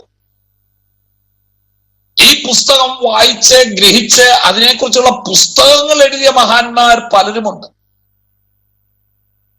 അവരിൽ ഒട്ടുപേരും രക്ഷിക്കപ്പെട്ടിട്ടില്ല. 3/4 രക്ഷിക്കപ്പെട്ടില്ല. നമുക്കറിയാവുന്നതുപോലെ മഹാത്മാഗാന്ധി വേദപുസ്തകത്തിൽ നല്ല പ്രാവീണ്യം സിദ്ധിച്ച ഒരു മനുഷ്യനായിരുന്നു. വേദപുസ്തക വാക്യങ്ങൾ അദ്ദേഹം എടുത്ത് കോട്ട് ചെയ്യുമായിരുന്നു. അദ്ദേഹം തന്നെ പറയും, എന്റെ ഗുരു യേശുക്രിസ്തുവാന്ന് പറയും. അല്ലേ? നിങ്ങൾക്കറിയാമത്. യേശുവിൽ നിന്നാണ് ഈ സഹനമൊക്കെ ഗാന്ധിജി പഠിച്ചത്. ഈ വേദപുസ്തകം പലപ്പോഴും തന്റെ പ്രഭാഷണങ്ങളിൽ കോട്ട് ചെയ്യുമായിരുന്നു, ഉദ്ധരിക്കുമായിരുന്നു. പ്രത്യേകിച്ച് ഇതിലെ ഉപമകൾ അദ്ദേഹത്തിന് വലിയ ഇഷ്ടമായിരുന്നു. വേദപുസ്തകത്തിലെ ഉപമകൾ, ആ ഉപമകൾ അദ്ദേഹം വ്യാഖ്യാനിച്ച് പ്രസംഗിക്കുകയും ചെയ്യുമായിരുന്നു. പക്ഷേ യേശു കർത്താവെന്ന് അദ്ദേഹം ഏറ്റു പറഞ്ഞില്ല. ഗാന്ധിജി സ്വർഗത്തിൽ കാണുമോ എന്നുള്ളതിന് ഞാൻ മറുപടി പറയുന്നില്ല. പക്ഷേ അത് നിങ്ങൾ ചിന്തിച്ചാൽ മതി വചനത്തിന്റെ പ്രമാണം എന്താണെന്ന്. പക്ഷേ അദ്ദേഹം യേശുവിനെ നമ്മൾ ഏറ്റുപറഞ്ഞ പോലെ രക്ഷിതാവും കർത്താവുമായി സ്വീകരിച്ചില്ല. ഇല്ലേ? നമ്മുടെ ഭാരതത്തിലെ മികച്ച പല ഹൈന്ദവ ഗുരുക്കന്മാരും സ്വാമി വിവേകാനന്ദൻ അടക്കം വേദപുസ്തകത്തിന്റെ പ്രണേതാക്കളായിരുന്നു. അതിന്റെ എന്താ പറയുന്നത്, അതിന്റെ വായനക്കാരായിരുന്നു. സ്വാമി വിവേകാനന്ദൻ തന്നെ തന്റെ പ്രഭാഷണങ്ങളിൽ പലപ്പോഴും വേദപുസ്തകം കോട്ട് ചെയ്യുമായിരുന്നു. അദ്ദേഹത്തിന്റെ വിവേകാനന്ദ സാഹിത്യ സർവസ്വമൊക്കെ നിങ്ങൾ വായിച്ചു നോക്കണം. അതിനകത്ത് പലപ്പോഴും വേദപുസ്തകത്തിൽ നിന്നുള്ള ആശയങ്ങൾ അദ്ദേഹം കോട്ട് ചെയ്യുമായിരുന്നു. പ്രത്യേകിച്ചും ശത്രുക്കളെ സ്നേഹിപ്പീൻ, നിന്നെ പോലെ നിന്റെ അയൽക്കാരനെ സ്നേഹിപ്പീൻ തുടങ്ങിയ ഗിരിപ്രഭാഷണമൊക്കെ അദ്ദേഹത്തിന് വളരെ ഹൃദിസ്ഥമായിരുന്നു. അവയെ പുരസ്കരിച്ച് അദ്ദേഹം പ്രഭാഷണങ്ങൾ ചെയ്യുമായിരുന്നു. പക്ഷേ സ്വാമി വിവേകാനന്ദൻ ഒരിക്കൽ പോലും യേശുവിനെ രക്ഷിതാവായി സ്വീകരിച്ചില്ല. ഇനി ഇഷ്ടം പോലെ ആളുകളാണ്. നിങ്ങൾക്കറിയാമോ, കുറെ കാലം മുൻപ് നമ്മുടെ ഭാരതത്തെ പിടിച്ചുകുലുക്കിയ ഒരു മഹാനുണ്ട്, ഓഷോ രജനീഷ്. അറിയാമോ ഓഷോ രജനീഷ്? ഓഷോ ഓഷോ ഓഷോ എന്ന് വിളിക്കുന്ന രജനീഷിനെ കുറിച്ച് നിങ്ങൾ കേട്ടിട്ടില്ലേ? ഇല്ലേ? ഒരു സന്യാസി. അദ്ദേഹത്തെ മതപരമായിട്ട് ഞാൻ പറയും ഹിന്ദു സന്യാസി എന്നൊന്നും പറയുന്നില്ല. അദ്ദേഹം ഒരു സന്യാസിയായിരുന്നു, ഒരു പൗരസ്ത്യ സന്യാസിയായിരുന്നു. നിങ്ങൾക്കറിയാം, നല്ല കഷണ്ടി തലയും കട്ട്ലൈറ്റ് പോലെ 2 കണ്ണും അല്ലെ, തീക്ഷ്ണമായ കണ്ണുകൾ അല്ലെ, നീണ്ട താടി, രോമങ്ങൾ. ആ മനുഷ്യന്റെ ഫോട്ടോ കാണുന്നത് തന്നെ ഒരു ചൈതന്യമാണ്. നിങ്ങൾ പലപ്പോഴും കണ്ടിട്ടുണ്ടായിരിക്കും. അദ്ദേഹത്തിൻ്റെതായ നിരവധി ഗ്രന്ഥങ്ങൾ പുറത്തിറങ്ങിയിട്ടുണ്ട്. ബൈബിൾ സംബന്ധമായി അദ്ദേഹം എഴുതിയ 2 പുസ്തകങ്ങളുണ്ട്, 2 എൻ്റെ കയ്യിലുണ്ട്. 2 ഗ്രന്ഥങ്ങൾ. ഒന്ന് പെട്ടെന്ന് മറന്നുപോയി, അഗ്നിമയ വാക്കുകൾ എന്ന് പറഞ്ഞൊരു പുസ്തകമുണ്ട്. നിങ്ങൾ വാങ്ങിക്കാമെങ്കിൽ വായിച്ചോളൂ കേട്ടോ. രജനീഷിന്റെ പുസ്തകശാലയൊക്കെ തിരുവനന്തപുരത്ത് കിട്ടും, അവിടെ ഉണ്ട്. അഗ്നിമയ വാക്കുകൾ യോഹന്നാന്റെ സുവിശേഷത്തെ ആസ്പദമാക്കിയാണ്. ഞാൻ നിങ്ങളോട് പറയുന്നത് എന്തെന്നാൽ, മറ്റൊരു പുസ്തകമാണ്, അത് ഗിരിപ്രഭാഷണത്തെ അധികരിച്ച് എഴുതിയതാണ്. എനിക്ക് തോന്നുന്നു ക്രിസ്ത്യാനികൾ പോലും ഇത്ര ചൊവ്വായി യേശു പറഞ്ഞത് മനസ്സിലാക്കിയിട്ടില്ലെന്ന് എനിക്ക് തോന്നുന്നു. അത്ര ബൃഹത്തായ 2 ഗ്രന്ഥങ്ങൾ, വലിയ പുസ്തകങ്ങളാകട്ടോ, ചെറുതല്ല. പേജുകൾ, പല പേജുകളുള്ള വലിയ ഗ്രന്ഥങ്ങളാണ് 2. ആ മനുഷ്യൻ അദ്ദേഹം അതിന്റെ ഒരു ഉപാസകനാണ്. ഞാൻ ബൈബിളിന്റെ ഉപാസകനാന്ന് അദ്ദേഹം പറയുന്നത്. യേശുവിന്റെ ഒരു ആരാധകനാന്ന് അദ്ദേഹം പറയുന്നത്. പക്ഷെ അദ്ദേഹം രക്ഷിക്കപ്പെട്ടില്ല, യേശുവിനെ രക്ഷിതാവായി സ്വീകരിച്ചു. മലയാളത്തിലേക്ക് വന്നാൽ നിരവധി പേരുടെ പേരുകൾ നമുക്ക് പറയാൻ കഴിയും. നിങ്ങൾ KP കേശവമേനോനെ കുറിച്ച് കേട്ടിട്ടുണ്ടോ? KP കേശവമേനോനെ അറിയാമോ? Okay, good. വായനാശീലമുള്ളവരൊക്കെ ഉണ്ടെന്ന് തോന്നുന്നു അല്ലേ? മുൻ മാതൃഭൂമിയുടെ ചീഫ് എഡിറ്ററാ, തുടക്കകാലത്തുണ്ടായിരുന്ന ചീഫ് എഡിറ്ററും സ്വാതന്ത്ര്യ സമര സേനാനിയും മഹാപണ്ഡിതനും ധിഷണശാലിയും എഴുത്തുകാരനുമായൊരു മനുഷ്യനാണ് ശ്രീ KP കേശവമേനോൻ. അദ്ദേഹത്തെ അറിയാത്ത മലയാളികൾ ഒരു തലമുറയിൽ, ഞങ്ങളുടെയൊക്കെ പിതാക്കന്മാരുടെയൊക്കെ കാലത്ത് KP കേശവമേനോനെ അറിയാത്ത ഒരു മനുഷ്യരില്ല. എത്ര വിദ്യാഭ്യാസരഹിതനാണെങ്കിലും അദ്ദേഹത്തെ കുറിച്ച് കേട്ട് കാണുമായിരിക്കാം, കാരണം അക്കാലത്ത് ജീവിച്ചിരുന്നത് കൊണ്ട്. KP കേശവമേനോൻ അദ്ദേഹം എഴുതിയൊരു ഗ്രന്ഥമുണ്ട് കേട്ടോ, ശ്രീയേശു ചരിതം എന്ന് പറഞ്ഞൊരു പുസ്തകമുണ്ട്. ബുക്ക് സ്റ്റാളിലൊക്കെ കിട്ടും, നിങ്ങൾ എവിടെയെങ്കിലും തപ്പിയാൽ കിട്ടും. ശ്രീയേശു ചരിതം. നിങ്ങൾ ആ പുസ്തകം എൻ്റെ കയ്യിലുണ്ട്, ഇവിടെയുണ്ട്. നിങ്ങൾ ആ പുസ്തകം ഒന്ന് വാങ്ങി നോക്കണം, ഒന്ന് വായിച്ചു നോക്കണം. എത്ര അഗാധമായി യേശുവിന്റെ ജീവിതത്തെ മനസ്സിലാക്കി നമുക്ക് പറഞ്ഞു തരിക. യേശുവിന്റെ ജീവിതത്തെ കുറിച്ച് എഴുതിയ പുസ്തകം ശ്രീയേശു ചരിതം നാട്ടപ്പെട്ടിരിപ്പുണ്ട്. നിങ്ങൾ സമയമെടുത്ത് അതൊന്ന് വായിച്ചു നോക്ക്. നമ്മൾ മനസ്സിലാക്കിയതിനേക്കാൾ യേശുവിന്റെ ജീവിതത്തെയും പ്രവൃത്തിയും അദ്ദേഹം മനസ്സിലാക്കിയിട്ടുണ്ട്. മഹാപണ്ഡിതനായിരുന്നു, എല്ലാവരും ബഹുമാനിക്കപ്പെടുന്നവനായിരുന്നു. പക്ഷേ അദ്ദേഹം രക്ഷിക്കപ്പെട്ടില്ല, യേശുവിനെ രക്ഷകനായി സ്വീകരിച്ചില്ല. ഇനിയുമുണ്ട് മലയാളത്തിൽ അതുപോലെ പേരെടുത്ത് പറഞ്ഞു. നിങ്ങൾ KP അപ്പനെ അറിയുമോ? ചില നാളുകൾക്ക് മുമ്പ് മരണമടഞ്ഞ മലയാളത്തിലെ നിരൂപക ശ്രേഷ്ഠന്മാരിൽ ഒരാളാണ് KP അപ്പൻ. ശോഭിക്കുന്നവരുടെ സുവിശേഷമൊക്കെ എഴുതിയ KP അപ്പന്റെ കാര്യം അറിയത്തില്ലേ? ഉഷാളിൽ ചെന്ന അദ്ദേഹത്തിന്റെ നിരവധി പുസ്തകങ്ങളുണ്ട്. KP അപ്പൻ മലയാളത്തിൽ ഈ കഴിഞ്ഞ നാള് വരെ ജീവിച്ചിരുന്ന ധിഷണശാലിയായ ഒരു നിരൂപക ശ്രേഷ്ഠനാണ്. നിരവധി ഗ്രന്ഥങ്ങൾ, 10-35ഓളം ഗ്രന്ഥങ്ങൾ അദ്ദേഹം എഴുതിയിട്ടുണ്ട്. പണ്ഡിതോചിതമായ നിരവധി ഗ്രന്ഥങ്ങൾ അദ്ദേഹത്തിൽ നിന്നും പുറത്തു വന്നിട്ടുണ്ട്. ഞാന് കോളേജിൽ പഠിച്ചുകൊണ്ടിരിക്കുന്ന കാലം ഞങ്ങളൊക്കെ അദ്ദേഹത്തിന്റെ അനുവാചകരായിരുന്നു. അദ്ദേഹം ഒരു പുതിയ പുസ്തകം ഇറങ്ങിയെന്ന് കണ്ടാൽ ഞങ്ങൾ എവിടുന്നെങ്കിലും ഓടിച്ചെന്ന് അത് വാങ്ങിക്കുമായിരുന്നു. ഉച്ചയ്ക്ക് ഭക്ഷണം കഴിക്കാൻ വീട്ടിൽ നിന്ന് തരുന്ന കാശാണ്, അത് ഒരു ചായയിലൊക്കെ ഒതുക്കിയിട്ട് ബാക്കി പൈസ കൂട്ടി വെച്ച് ബുക്ക് സ്റ്റാൾ വഴി കയറി ഇറങ്ങി നടക്കുന്ന ഒരു കൂട്ടം പിള്ളേരുണ്ട്. ആ കൂട്ടത്തിൽ ഒരാളായിരുന്നു ഞാൻ ഡിഗ്രിയൊക്കെ പഠിക്കുമ്പോഴേ. അങ്ങനെ പുസ്തകങ്ങൾ വാങ്ങിച്ചു കൂട്ടുമായിരുന്നു. അദ്ദേഹത്തിന് നിരവധി ഗ്രന്ഥങ്ങൾ, 2 പുസ്തകങ്ങൾ വേദപുസ്തക സംബന്ധി എന്നല്ല ഞാൻ പറയുന്നത്, അതെ, തിരുവചനവുമായിട്ട് ബന്ധപ്പെട്ട 2 പുസ്തകങ്ങളുണ്ട്. ഒന്ന് നിങ്ങൾ വായിക്കുന്നെങ്കിൽ താല്പര്യമുള്ളവർക്ക് വേണ്ടിയിട്ട് ഞാൻ പറയുക, ഇത് നിങ്ങൾ വായിച്ചില്ലെങ്കിൽ കുഴപ്പമില്ല. അദ്ദേഹത്തിന്റെ മധുരം ഈ ജീവിതം എന്നും പറഞ്ഞൊരു പുസ്തകമുണ്ട്. അത് സത്യത്തില് അദ്ദേഹം ഈ മേറിയോളജിയാണ്, അതായത് അങ്ങനെ ഒരു ഇതുണ്ട് കേട്ടോ, കത്തോലിക്കരുടെ ഇടയിൽ നമ്മൾ ക്രൈസ്റ്റോളജി എന്നൊക്കെ പറയുന്ന പോലെ തന്നെ മേറിയോളജി, മറിയ യേശുവിന്റെ അമ്മ മറിയയില്ലേ, ആ മറിയയെ കുറിച്ചുള്ള വിവരണങ്ങളാണ്. അത് നിങ്ങൾ വായിക്കണമെന്നില്ല, കാരണം അത് കത്തോലിക്കർക്ക് വായിക്കാൻ കൊള്ളാം, മധുരമേ ജീവിതം. എന്നാൽ മറ്റൊരു പുസ്തകമുണ്ട്, ഇത് നിങ്ങൾ നിർബന്ധമായി, ഇതിന് വലിയ പുസ്തകമില്ല കേട്ടോ, ഇതിന് വലിയ പൈസയില്ല. ബൈബിൾ വെളിച്ചത്തിന്റെ കവചം, KP അപ്പൻ. ബൈബിൾ വെളിച്ചത്തിന്റെ കവചം. വേറെ പുസ്തകം പഠിക്കുകയും ശുശ്രൂഷിക്കുകയൊക്കെ ചെയ്യുന്നവർ നിർബന്ധമായിട്ട് ഒരെണ്ണം വാങ്ങിച്ച് കൈവച്ചോണേ. രസകരമായ ശൈലിയും എന്ന് പറഞ്ഞാൽ KP അപ്പൻ വേദപുസ്തകത്തിന്റെ ഒരു ഉപാസകനാണ്, ബൈബിളിന്റെ ഒരു ഉപാസകനാണ്. അത് വായിച്ച് അദ്ദേഹം വേദപുസ്തകത്തിന്റെ ചിന്തകളെ ക്രോഡീകരിച്ചിരിക്കുകയാണ്. സോറി, ഒരു നിമിഷം.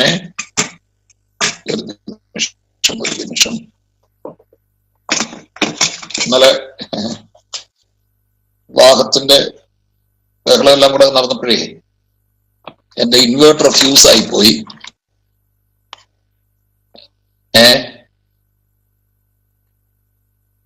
എന്റെ ഇൻവേർട്ടർ ഫ്യൂസ് ആയിപ്പോയി. അതുകൊണ്ട് ഇപ്പം മെയിനായി വരുന്നത്, മെയിൻ പോയി കഴിഞ്ഞില്ല, ഇനി ഒന്ന് നന്നാക്കാൻ ആളെ വിളിക്കണം. ഇന്നെല്ലാം തിരക്കായിരുന്നുകൊണ്ടേ കഴിഞ്ഞില്ല, ദിവസമായതാന്ന് തോന്നുന്നു. അതുകൊണ്ട് ഞാനിപ്പോ ഒരു എമർജൻസി വെച്ചായി ചെയ്യുന്നത്. അതുകൊണ്ട് നിങ്ങൾ ബുദ്ധിമുട്ടുണ്ടാക്കില്ലെന്ന് വിചാരിക്കും. അദ്ദേഹത്തിന്റെ പുസ്തകം നിങ്ങൾ ശ്രദ്ധിക്കണം, ബൈബിൾ വെളിച്ചത്തിന്റെ കവചം. പുസ്തകം അതിഗംഭീരമാണ്, പക്ഷേ ആ മനുഷ്യൻ ഒരിക്കലും യേശുവിനെ രക്ഷകനായി സ്വീകരിച്ചിട്ടില്ല. എന്താ കാര്യം? അതാ ഈ വാക്യത്തിൽ കിടക്കുന്നത്. ഇവർക്കെല്ലാം യേശുവിനെ വേണം, യേശുവിന്റെ പഠിപ്പിക്കലുകൾ വേണം, യേശുവിന്റെ ഗിരിപ്രഭാഷണം അവർക്ക് ഇഷ്ടമാണ്. പക്ഷേ പരിശുദ്ധാത്മാവിലല്ല അവർ ഇത് ചെയ്തത്. എന്താ? യേശുവിന്റെ പരിശുദ്ധാത്മാവ് ഒരു വ്യക്തിയിൽ പ്രവർത്തിക്കുമ്പോഴാണ് അവൻ യേശുവിനെ കർത്താവെന്ന് ഏറ്റുപറയുന്നത്. ഈ മർമ്മം ഒന്ന് മനസ്സിലാക്കിയാൽ ആദ്യം നിങ്ങൾ പ്രാർത്ഥിക്കേണ്ടത് എന്താണെന്നറിയാമോ? സുവിശേഷ യോഗം നടത്താൻ അങ്ങ് ചാടി ഇറങ്ങുകയല്ല വേണ്ടത്, പരസ്യയോഗത്തിനും പ്രസംഗിക്കാൻ വേണ്ടത്. നമ്മൾ ആദ്യം ദൈവത്തോട് പ്രാർത്ഥിക്കണം, കർത്താവേ, ഇന്ന് ചിലരുടെ ഹൃദയത്തിൽ പരിശുദ്ധാത്മാവ് പ്രവർത്തിക്കണം. ഈ പരിശുദ്ധാത്മാവിലാണത് പറഞ്ഞത്. പരിശുദ്ധാത്മാവ് അവനിൽ വന്നു എന്ന് പറയുമ്പോഴത്തേക്കും അവൻ അന്യഭാഷ പറഞ്ഞെന്ന് വരികയില്ല, അത് അടുത്ത അനുഭവമാണ്. അവൻ അന്യഭാഷ പറയുകയും ദൈവത്തെ ആരാധിക്കാൻ തുടങ്ങുകയും ചെയ്തെന്ന് വരികയില്ല. പക്ഷേ ആ പരിശുദ്ധാത്മാവാണ് അവനെ കൊണ്ട് യേശു കർത്താവ് എന്ന് പറയിപ്പിക്കുന്നത്. അതുകൊണ്ട് നിങ്ങൾ മനസ്സിലാക്കണം, ഒരു വ്യക്തിയിൽ ആദ്യം അവിടെയാണ് തുടങ്ങുന്നത്. നമ്മുടെ ഇടയിലുള്ള ചില സഭകളുണ്ട്, അവര് വിശ്വസിക്കുന്നത് അതോടെ പരിശുദ്ധാത്മാവിന്റെ പ്രവൃത്തി തീർന്നെന്ന. അവര് പറയുന്നത് പരിശുദ്ധാത്മാവിന് കൂടെ അല്ലാതെ ആർക്കും യേശുവിനെ കർത്താവെന്ന് പറയാൻ പറ്റുകയില്ല. അപ്പൊ എല്ലാവരും പരിശുദ്ധാത്മാവിനെ പ്രാപിച്ചില്ലേ? യേശുവിനെ രക്ഷകനായി സ്വീകരിച്ചെന്ന് പറഞ്ഞുകൊണ്ട് എല്ലാവരും പരിശുദ്ധാത്മാവിനെ പ്രാപിച്ചില്ലേ? ഇനി എന്തിനാ? അപ്പൊ അതിന്റെ ആവശ്യമില്ല, ഇനി അടുത്തൊരാവശ്യമില്ല എന്നാ പലരും ചിന്തിക്കുന്നേ. അപ്പൊ പരിശുദ്ധാത്മാവ് ഒരു വ്യക്തിയിൽ ആദ്യം ചെയ്യുന്ന പ്രവൃത്തി അവനെ കർത്താവെന്ന് പറയിപ്പിക്കുകയാണ്. ഇനി അതവിടെ നിൽക്കട്ടെ, അതെല്ലാവരിലും ഉള്ളതാണ്. അവിടെ ആ തുടക്കം. വേറൊരു വ്യക്തി വിശ്വാസത്തിലേക്ക് വരുന്നോ, ദൈവകൃപയിലേക്ക് വരുന്നോ, അവനിൽ പരിശുദ്ധാത്മാവാണ് പ്രവർത്തിച്ചത്.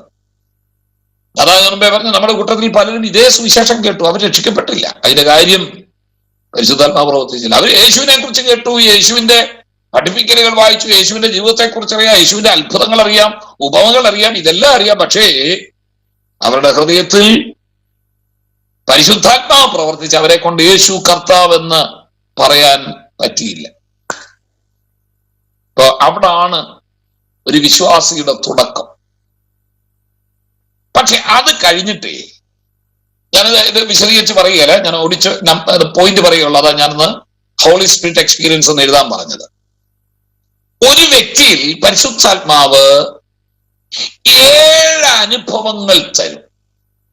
7 അനുഭവങ്ങൾ. പരിശുദ്ധാത്മാവിൽ നാം പ്രാപിക്കുന്ന അനുഭവങ്ങൾ 7 ഉണ്ടെന്ന് വേദപുസ്തകം പറയുന്നു. നമ്മൾ അത് പഠിക്കാനല്ല വരുന്നത്, അതല്ല എന്റെ കോൺസെൻട്രേഷനും. അതിൽ ഒന്ന് മാത്രമാണ് നമ്മൾ ഈ പറഞ്ഞുകൊണ്ടിരിക്കുന്നത്. ആത്മനിറവെന്ന് പറഞ്ഞ ഇതിൽ ഒന്ന് മാത്രമാണ്. 7 അനുഭവങ്ങൾ ഞാൻ ഒന്ന് ഓടിച്ചു പറയാം, നിങ്ങൾ ധൃതി വെച്ച് എഴുതണ്ട, ഞാൻ ഓരോന്നും പറഞ്ഞു തരാം. പരിശുദ്ധാത്മദാനം, പരിശുദ്ധാത്മ സ്നാനം, പരിശുദ്ധാത്മ അഭിഷേകം, പരിശുദ്ധാത്മ മുദ്ര, പരിശുദ്ധാത്മ അച്ചാരം, പരിശുദ്ധാത്മ അധിവാസം, പരിശുദ്ധാത്മ നിറവ്. ഇങ്ങനെ 7 കാര്യങ്ങൾ. നിങ്ങൾ വേണമെങ്കിൽ ഒന്ന് കുറിച്ചിട്ടോ. ഞാൻ ഈ പരിശുദ്ധാത്മ എന്ന് എപ്പോഴും പറയണ്ടല്ലോ. മുകളിൽ ഒരെണ്ണം എഴുതിയ പരിശുദ്ധാത്മ ദാനം എന്ന് എഴുതിക്കേ. പരിശുദ്ധാത്മ ദാനം റെഫറൻസ് പിന്നെ തരാം. ഒന്ന് ഓടിച്ചു പറയാം, അല്ലാതെ അവിടെ നിന്ന് പറയാൻ ഞാൻ ആഗ്രഹിക്കുന്നില്ല. പരിശുദ്ധാത്മ ദാനം. 2 പരിശുദ്ധാത്മ സ്നാനം. പരിശുദ്ധാത്മ സ്നാനം. പരിശുദ്ധാത്മ എന്നുള്ളിടത്ത് 2 കോമ ഇങ്ങനെ അറിയാമല്ലോ, ഇൻവെർട്ടർ അങ്ങനെ ഇട്ടാൽ മതി, പിന്നെ നമ്മളത് ആവർത്തിക്കണ്ട. അപ്പൊ പരിശുദ്ധാത്മ സ്നാനം. 3 പരിശുദ്ധാത്മ അഭിഷേകം. പരിശുദ്ധാത്മ അഭിഷേകം. 4 പരിശുദ്ധാത്മ മുദ്ര. പരിശുദ്ധാത്മ മുദ്ര. 5 പരിശുദ്ധാത്മ അച്ചാരം. പരിശുദ്ധാത്മ അച്ചാരം. 6 പരിശുദ്ധാത്മ അധിവാസം. പരിശുദ്ധാത്മ അധിവാസം. 7 പരിശുദ്ധാത്മ നിറവ്. അതാ ഞാൻ പറഞ്ഞത്, ഇതിൽ ഒന്ന് മാത്രമായ പരിശുദ്ധാത്മ നിറവ്. ഇംഗ്ലീഷിൽ എഴുതേണ്ടവർക്ക് ഞാൻ പറയാം, പരിശുദ്ധാത്മ ദാനം എന്നുള്ളതിന് ഇംഗ്ലീഷിൽ പറയുന്നത് gift of holy spirit. Gift of holy spirit. പരിശുദ്ധാത്മ സ്നാനം എന്നുള്ളതിന് baptism in holy spirit.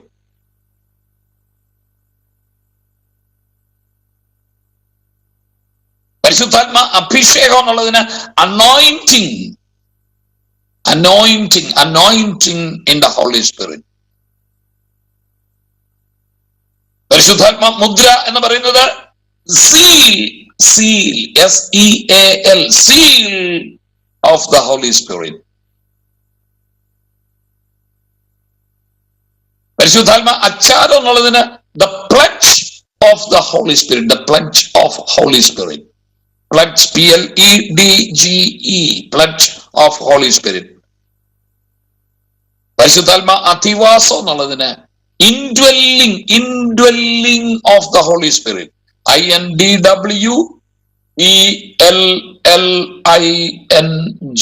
Indwelling of the Holy Spirit. അവസാനത്തത് പരിശുദ്ധാത്മ നിറവ്, the fullness of the Holy Spirit. അതാണ് നമ്മൾ ഈ പഠിച്ചുകൊണ്ടിരിക്കുന്നത്. 7ാമത്തെ ചിന്തയാണ് നമ്മൾ പഠിക്കുന്നത്, fullness of the Holy spirit.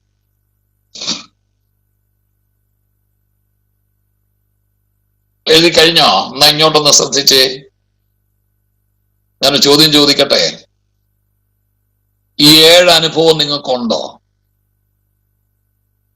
മറുഭാഷ പറയുന്നുണ്ടോ എന്നല്ല ഞാൻ ചോദിച്ചത്. ഞാൻ ഈ പറഞ്ഞ 7 അനുഭവം നിങ്ങൾക്കുണ്ടോ? ഇല്ലേ? എന്റെ പൊന്നു കുഞ്ഞാ, നിങ്ങൾ ദൈവകൃപയെ വന്നിട്ടില്ല. ക്ഷമിക്കണം.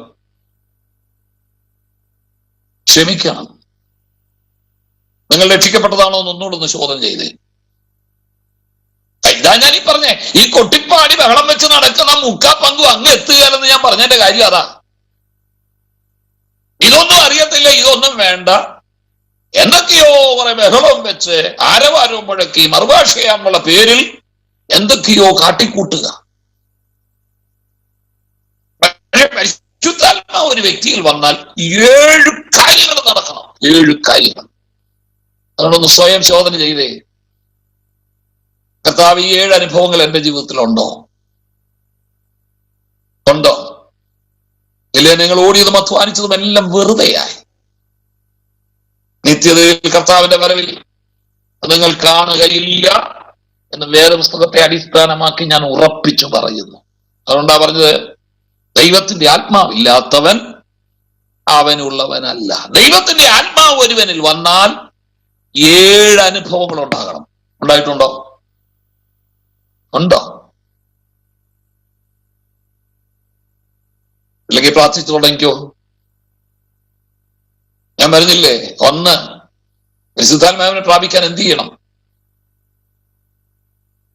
1, ജീവിതത്തിലെ വിശുദ്ധി സൂക്ഷിക്കണം. കാരണം പരിശുദ്ധാത്മാവ് പരിശുദ്ധിയുടെ ആത്മാവാണ്. അതെല്ലായിടത്തും ഇറങ്ങുകയല്ല. വിശുദ്ധി ഉള്ളിടത്തെ പരിശുദ്ധാത്മാവ് ഇറങ്ങും, പ്രാവിനെ പോലെ. അതുകൊണ്ടാണല്ലോ പ്രാവെന്ന് പറഞ്ഞത്. പരിശുദ്ധാത്മാവ് പ്രാവ് പോലെ എന്ന് പറഞ്ഞാൽ പരിശുദ്ധാത്മാവിന്റെ ഒരു പ്രതീകമാണ് പ്രാവ്. പ്രാവിന്റെ പ്രത്യേകത, വിശുദ്ധിയുള്ള സ്ഥലത്തെ അത് വരും. എച്ചിലൊന്നും ഇറങ്ങുകയില്ല, അത് കാക്ക ഇറങ്ങുന്നേ, അത് വേറെയാ. ജീവിതത്തിൽ വിശുദ്ധി ഇല്ലാത്തിടത്ത് നീ ആത്മാവ് നിന്റെ മേലുണ്ടെന്ന് പറഞ്ഞാൽ ഇറങ്ങിയത് പ്രാവല്ല, പരിശുദ്ധാത്മാവല്ല, അത് ദുരാത്മാവാണ്. അതുകൊണ്ട് ശോധന ചെയ്യുക, കർത്താവേ, എന്നെ കൊണ്ട് ഈ മറുഭാഷ പറയിക്കുന്നതും തുള്ളിക്കുന്നതും. നമ്മളെ കേരളത്തിലെ പെന്തിക്കോസ്തുകാരെ സംബന്ധിച്ചിടത്തോളം ആകെ നമ്മള് ആത്മാവ് വന്നെന്ന് പറഞ്ഞുകൊണ്ടേ നമ്മൾ ഈ തുള്ളുകയാണല്ലോ. തുള്ളുക. പണ്ടാരായിട്ട് പറഞ്ഞ പോലെ തുള്ളൽ പ്രസ്ഥാനം തുടങ്ങിയത് കുഞ്ചൻ നമ്പ്യാരൊന്നും അല്ല, നമ്മളാ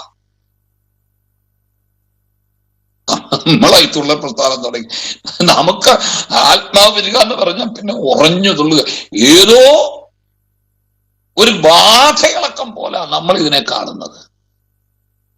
അതാണ് നമ്മുടെ പരിശുദ്ധാത്മാനുഭവം എന്ന് പറയുന്നത്. ആകെയുള്ളത് ബാധയിളകുക, എന്തൊക്കെയോ പറഞ്ഞു കൂട്ടുക, അർത്ഥമില്ലാത്ത കുറെ വാക്കുകൾ ഉറക്കെ ഉച്ചരിക്കുക, ഇതൊക്കെ മാത്രമായി. അത് വേണ്ടെന്ന് ഞാൻ പറഞ്ഞില്ല, ഞാൻ ഇതിലേക്ക് വരുന്നുണ്ട്. അന്യഭാഷാ ഭാഷണം എന്താണെന്നും കൂടെ പറയാൻ ഞാൻ. അതല്ല ആത്മാവ് പ്രാപിച്ചതിന്റെ ലക്ഷണം എന്താണെന്നറിയാമോ? 7 അനുഭവങ്ങൾ ഉണ്ടാകുക എന്നുള്ളതാണ്. ഇന്ന് ശോധന ചെയ്തോളൂ, ഞാൻ റെഫറൻസ് തരാം. ഇപ്പം വാക്യമെടുത്ത് അതിനെക്കുറിച്ച് ഇത് ഓരോന്നും നമ്മൾ പഠിപ്പിക്കണമെങ്കിൽ ഓരോന്നിനും ഒരു 5-6 ക്ലാസ് വെച്ച് എനിക്ക് വേണ്ടി വരും. അതുകൊണ്ടാണ് ഞാൻ പറഞ്ഞത്, അങ്ങനെ ഞാൻ നീട്ടാൻ ആഗ്രഹിക്കുന്നില്ല. ഇത് പെട്ടെന്ന് നിർത്തണം. ഈ ഓരോന്നിനെ കുറിച്ച് നമ്മൾ 5-6 ക്ലാസ്സുകൾ കിട്ടിയാലും തീരുമെന്ന് എനിക്ക് തോന്നുന്നില്ല. ചില ഭാഗങ്ങളൊക്കെ 7 അനുഭവങ്ങൾ കൂടെ കുഞ്ഞെ രക്ഷിക്കപ്പെട്ടപ്പം ആത്മാവിനെ കൊണ്ടാണ് ഞാൻ യേശുവിനെ രക്ഷിതമായി സ്വീകരിച്ചത്. ആത്മാവുണ്ടെന്ന് പറഞ്ഞു തീർക്കരുതേ, ഈ അനുഭവങ്ങളിലേക്ക് വരണം. അടുത്തത് നമുക്കുണ്ടാകേണ്ടത് ഈ അനുഭവങ്ങൾ രക്ഷിക്കപ്പെട്ടു കഴിഞ്ഞാൽ 7 അനുഭവങ്ങൾ കൊണ്ടൊരു വ്യക്തി കടന്നു പോകുന്നില്ലെങ്കിൽ അവൻ പരിശുദ്ധാത്മ നിറവിലല്ല, പരിശുദ്ധാത്മാവിന്റെ അനുഭവത്തിലല്ല. പരിശുദ്ധാത്മാവ് ഒരുവനിൽ ദൈവത്തിന്റെ ആത്മാവില്ലെങ്കിൽ അവൻ യേശുവിന്റെ ആരുമല്ല. അവൻ യേശുവിന്റെ ആരുമല്ല. അതുകൊണ്ട് ഈ മറുഭാഷ പറയുന്നുണ്ടോ എന്നുള്ളതല്ല പരിശുദ്ധാത്മാവ് നമ്മളിൽ വരുമ്പോഴുള്ള തെളിവ്. പരിശുദ്ധാത്മാവ് നമ്മളിൽ വന്നു എന്നുള്ളൊരു തെളിവ് ഒരാൾ മറുഭാഷ പറയുന്നുണ്ടോ ഇല്ലെന്നല്ല. കാരണം ദൈവാത്മാവിന് മാത്രമല്ല, ഞാൻ കഴിഞ്ഞ ദിവസം പറഞ്ഞു 3 തരത്തിൽ അന്യഭാഷ പറയാമെന്ന് പറഞ്ഞു. ഓർക്കുന്നുണ്ടോ? 3 ആത്മാവിൽ അന്യഭാഷ പറയാം. 3 ആത്മാവിൽ അന്യഭാഷ പറയാം. 1, മനുഷ്യന്റെ ആത്മാവിൽ നമുക്ക് സ്വയം ഉണ്ടാക്കി പറയാം. അടുത്തിരിക്കുന്നവരെല്ലാം പറയുന്നു, ഞാൻ പറയാതിരുന്നാൽ എന്നെ ദൈവകൃപയില്ലാത്തവനായിട്ട് കരുതുമോ എന്ന് ചോദിച്ച് നമ്മൾ തന്നെ പറഞ്ഞുണ്ടാക്കും. എന്തെങ്കിലുമൊക്കെ നമ്മൾ വിളിച്ചു. മനുഷ്യാത്മാവില മനുഷ്യാത്മാവിൽ ചിലർക്ക് അന്യഭാഷ പറയാം. 2, ഞാൻ പറഞ്ഞു ദുരാത്മാവിൽ അന്യഭാഷ പറയാം. നമ്മളെ കൊണ്ട് പറയിപ്പിക്കും. ഒരുപക്ഷെ ദൈവാത്മാവ് ഉള്ളവൻ പറയുന്നതിനേക്കാൾ രസകരമായത് പറയാൻ കഴിയും ചിലർക്ക്. നല്ല അറബി പോലെയോ വിദേശ ഭാഷ പോലെയോ ഒക്കെ രസകരമായി പറയുന്നവരുണ്ട്. പക്ഷെ അവരിൽ വ്യാപരിക്കുന്ന ആത്മാവ് വേറെ ആയിരിക്കും. അതുകൊണ്ട് അത് ഓർക്കണം കേട്ടോ. ഒന്ന് മനുഷ്യന്റെ ആത്മാവ്, രണ്ട് ദുരാത്മാവ്, മൂന്ന് പരിശുദ്ധാത്മാവ്. അതുകൊണ്ട് കേൾക്കുന്ന അന്യഭാഷയെല്ലാം അന്യഭാഷയാണെന്ന് വിചാരിക്കരുത്. അല്ല, അന്യഭാഷയാണ്, ആത്മാവ് തരുന്നതാണെന്ന് വിചാരിക്കരുത്. ആത്മാവ് തരുന്നതാണെന്ന് നമ്മൾ വിചാരിക്കരുത്. അതിന്റെ കാര്യം എന്താണെന്നറിയാമോ? നിങ്ങൾ യോഹന്നാന്റെ ലേഖനത്തിലേക്ക് ഒന്ന് വന്നേ. 1 യോഹന്നാൻ 4 അധ്യായത്തിന്റെ 1 മുതൽ വായിച്ചോ. പ്രിയമുള്ളവരെ, കള്ളപ്രവാചകന്മാർ പറയും ലോകത്തിലേക്ക് പുറപ്പെട്ടിരിക്കുകയാൽ ഏതാത്മാവിനെയും വിശ്വസിക്കാതെ ആത്മാക്കൾ ദൈവത്തിൽ നിന്നുള്ളവയോ എന്ന് ശോധന ചെയ്യുവിൻ. കേട്ടോ, കള്ളപ്രവാചകന്മാരിൽ വ്യാപരിക്കുന്ന ഒരു ആത്മാവുണ്ട് കേട്ടോ. കള്ളപ്രവാചകന്മാരിൽ വ്യാപരിക്കുന്ന ഒരു ആത്മാവ്. അതുകൊണ്ടാ പറഞ്ഞത് ഏത് ആത്മാവിനെയും അങ്ങ് വിശ്വസിക്കരുത്. ഈ കാണുന്നതല്ല ആത്മാവല്ല, അത് ദൈവാത്മാവല്ല. ഈ കാണുന്നത് പലതും ദുരാത്മാവും മനുഷ്യാത്മാവുമാണ്. അതുകൊണ്ട് ഏത് ആത്മാവിനെയും നമ്മൾ വിശ്വസിക്കരുത്. ആത്മാക്കൾ ദൈവത്തിൽ നിന്നുള്ളതോ എന്ന് ശോധന ചെയ്യുവീൻ.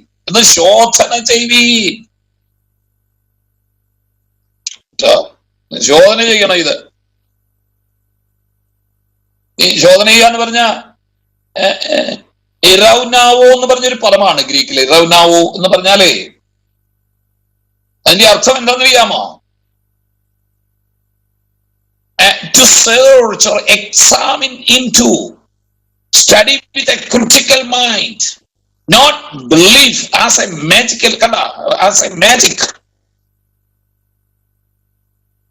അത് പരിശോധിക്കണം, സെർച്ച് ചെയ്യണം, അന്വേഷിക്കണം. ഒരു ക്രിട്ടിക്കൽ മനസ്സോടെ എന്ന് പറഞ്ഞാൽ നിരൂപണാത്മക മനസ്സോടെ. എല്ലാം കേട്ട് കൈയടിക്കരുത് കേട്ടോ. ഒന്ന് ശ്രദ്ധിക്കണം. ഇതേതാത്മാവിലാണ്. Examine with a critical mind. ഒരു നിരൂപണാത്മക മനസ്സോടെ. അത് പാപമല്ല കേട്ടോ, വേറെ ദിവസം പറഞ്ഞിരിക്കുന്നതാ. നമുക്കൊക്കെ ഇതിനെ വിധിക്കാൻ പോലും പേടിയല്ലേ. അതാ നമ്മൾ കേൾക്കുന്നതെല്ലാം നമ്മൾ വിശ്വസിക്കുന്ന എന്നാന്നറിയാമോ? ഇത് അങ്ങനെയൊക്കെ നമ്മളെ പറഞ്ഞ് പഠിപ്പിച്ച്, ഇവരെല്ലാം പറഞ്ഞ് പഠിപ്പിച്ചത് എന്നാന്നറിയാമോ? ആത്മാവിനെ ദുഃഖിപ്പിച്ചാൽ നമുക്ക് വിടുതലില്ല. പരിശുദ്ധാത്മാവിനെ ദുഃഖിപ്പിക്കരുത്. ഈ ഒരു വാക്യം എടുത്താണ് നമ്മളെ വിരട്ടിയിരിക്കുന്നത്. മനസ്സിലായോ? അതുകൊണ്ട് ആദ്യം ചെയ്യേണ്ടത് നാം ഈ കേൾക്കുന്ന അന്യഭാഷ, നാം ഈ കേൾക്കുന്ന മറുഭാഷ, ഈ പ്രവചനം, ഈ ദൂത്, ഈ വെളിപ്പാട്, ഇതൊക്കെ ദൈവാത്മാവിൽ നിന്നാണോ എന്ന് ശോധന ചെയ്യണം. അതെങ്ങനെ ചെയ്യാം?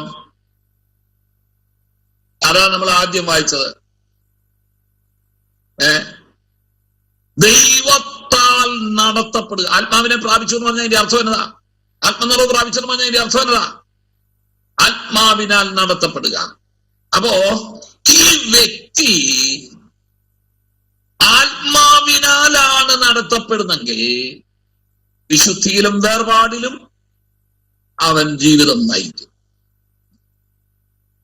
2ഉം 3ഉം കെട്ടിയവനും നാട്ടിലൊക്കെ പിള്ളേരുള്ളവരും സാമ്പത്തിക വഞ്ചന നടത്തിയവനും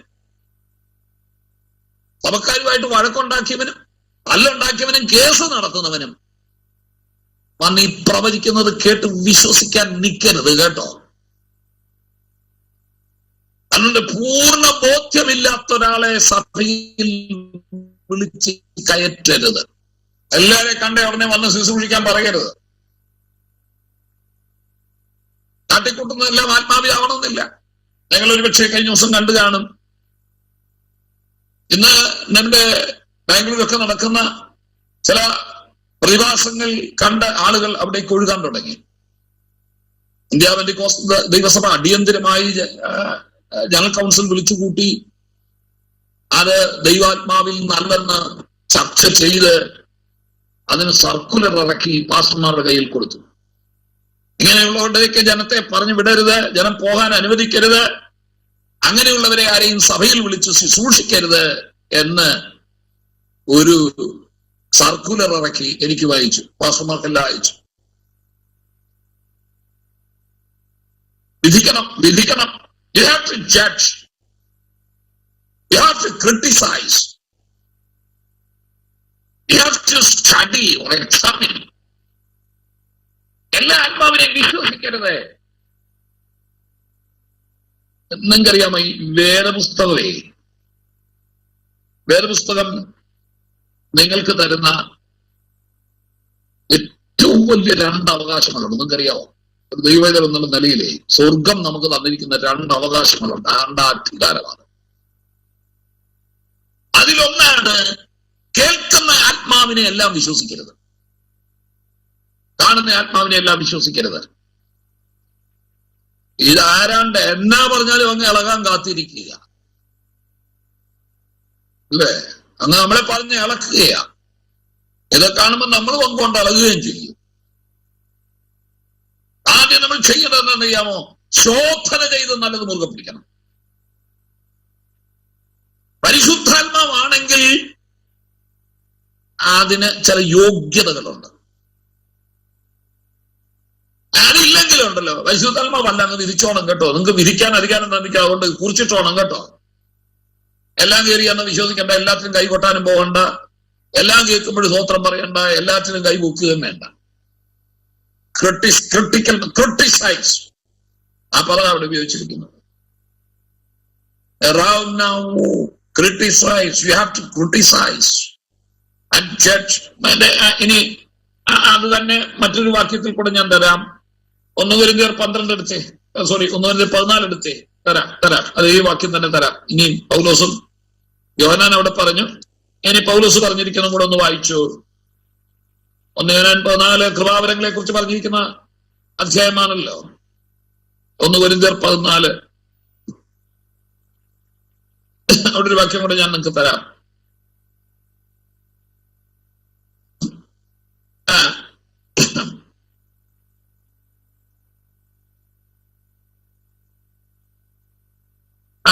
അതെ, 1 Corinthians 14 29 വായിച്ചപ്പോ 29.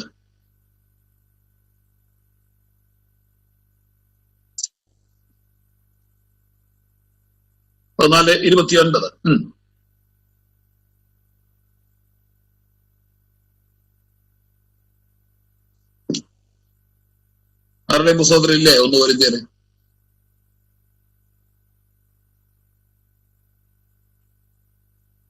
ബാക്കി എനിക്കറിയാം, നിങ്ങളെ കൊണ്ട് വായിപ്പിക്കാൻ വേണ്ടിയിട്ടാണ് ഇത് പറഞ്ഞു.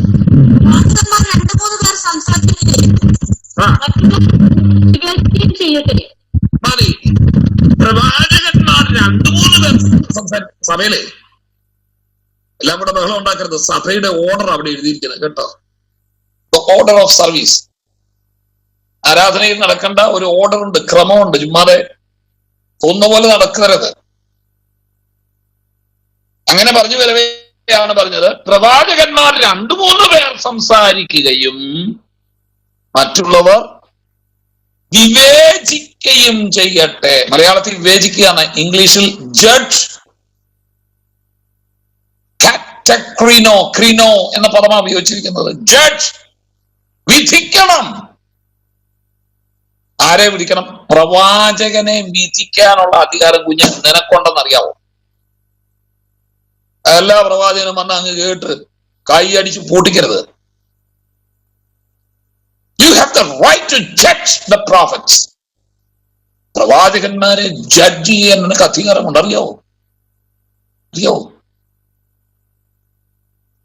ജഡ്ജ് എന്ന് പറഞ്ഞ എന്താണെന്നറിയാമോ? ഒരു വക്കീലിന്റെ പണിയാ ജഡ്ജി. ആ വക്കീലല്ല, ന്യായാധിപന്റെ, ജഡ്ജിയുടെ പണിയാണ് ജഡ്ജ് ചെയ്യുക. ഒരു ന്യായാധിപ കസേരയിൽ ഇരുന്ന് കോടതിയിൽ കേസ് വിധിച്ചിട്ട് അന്തിമ വിധി പ്രസ്താവിക്കുന്ന പദമാ ജഡ്ജ് എന്ന് പറഞ്ഞിരിക്കുന്നത്. ദൈവം നിങ്ങൾക്ക് തന്നിരിക്കുന്ന അധികാരമാണ് കേട്ടോ.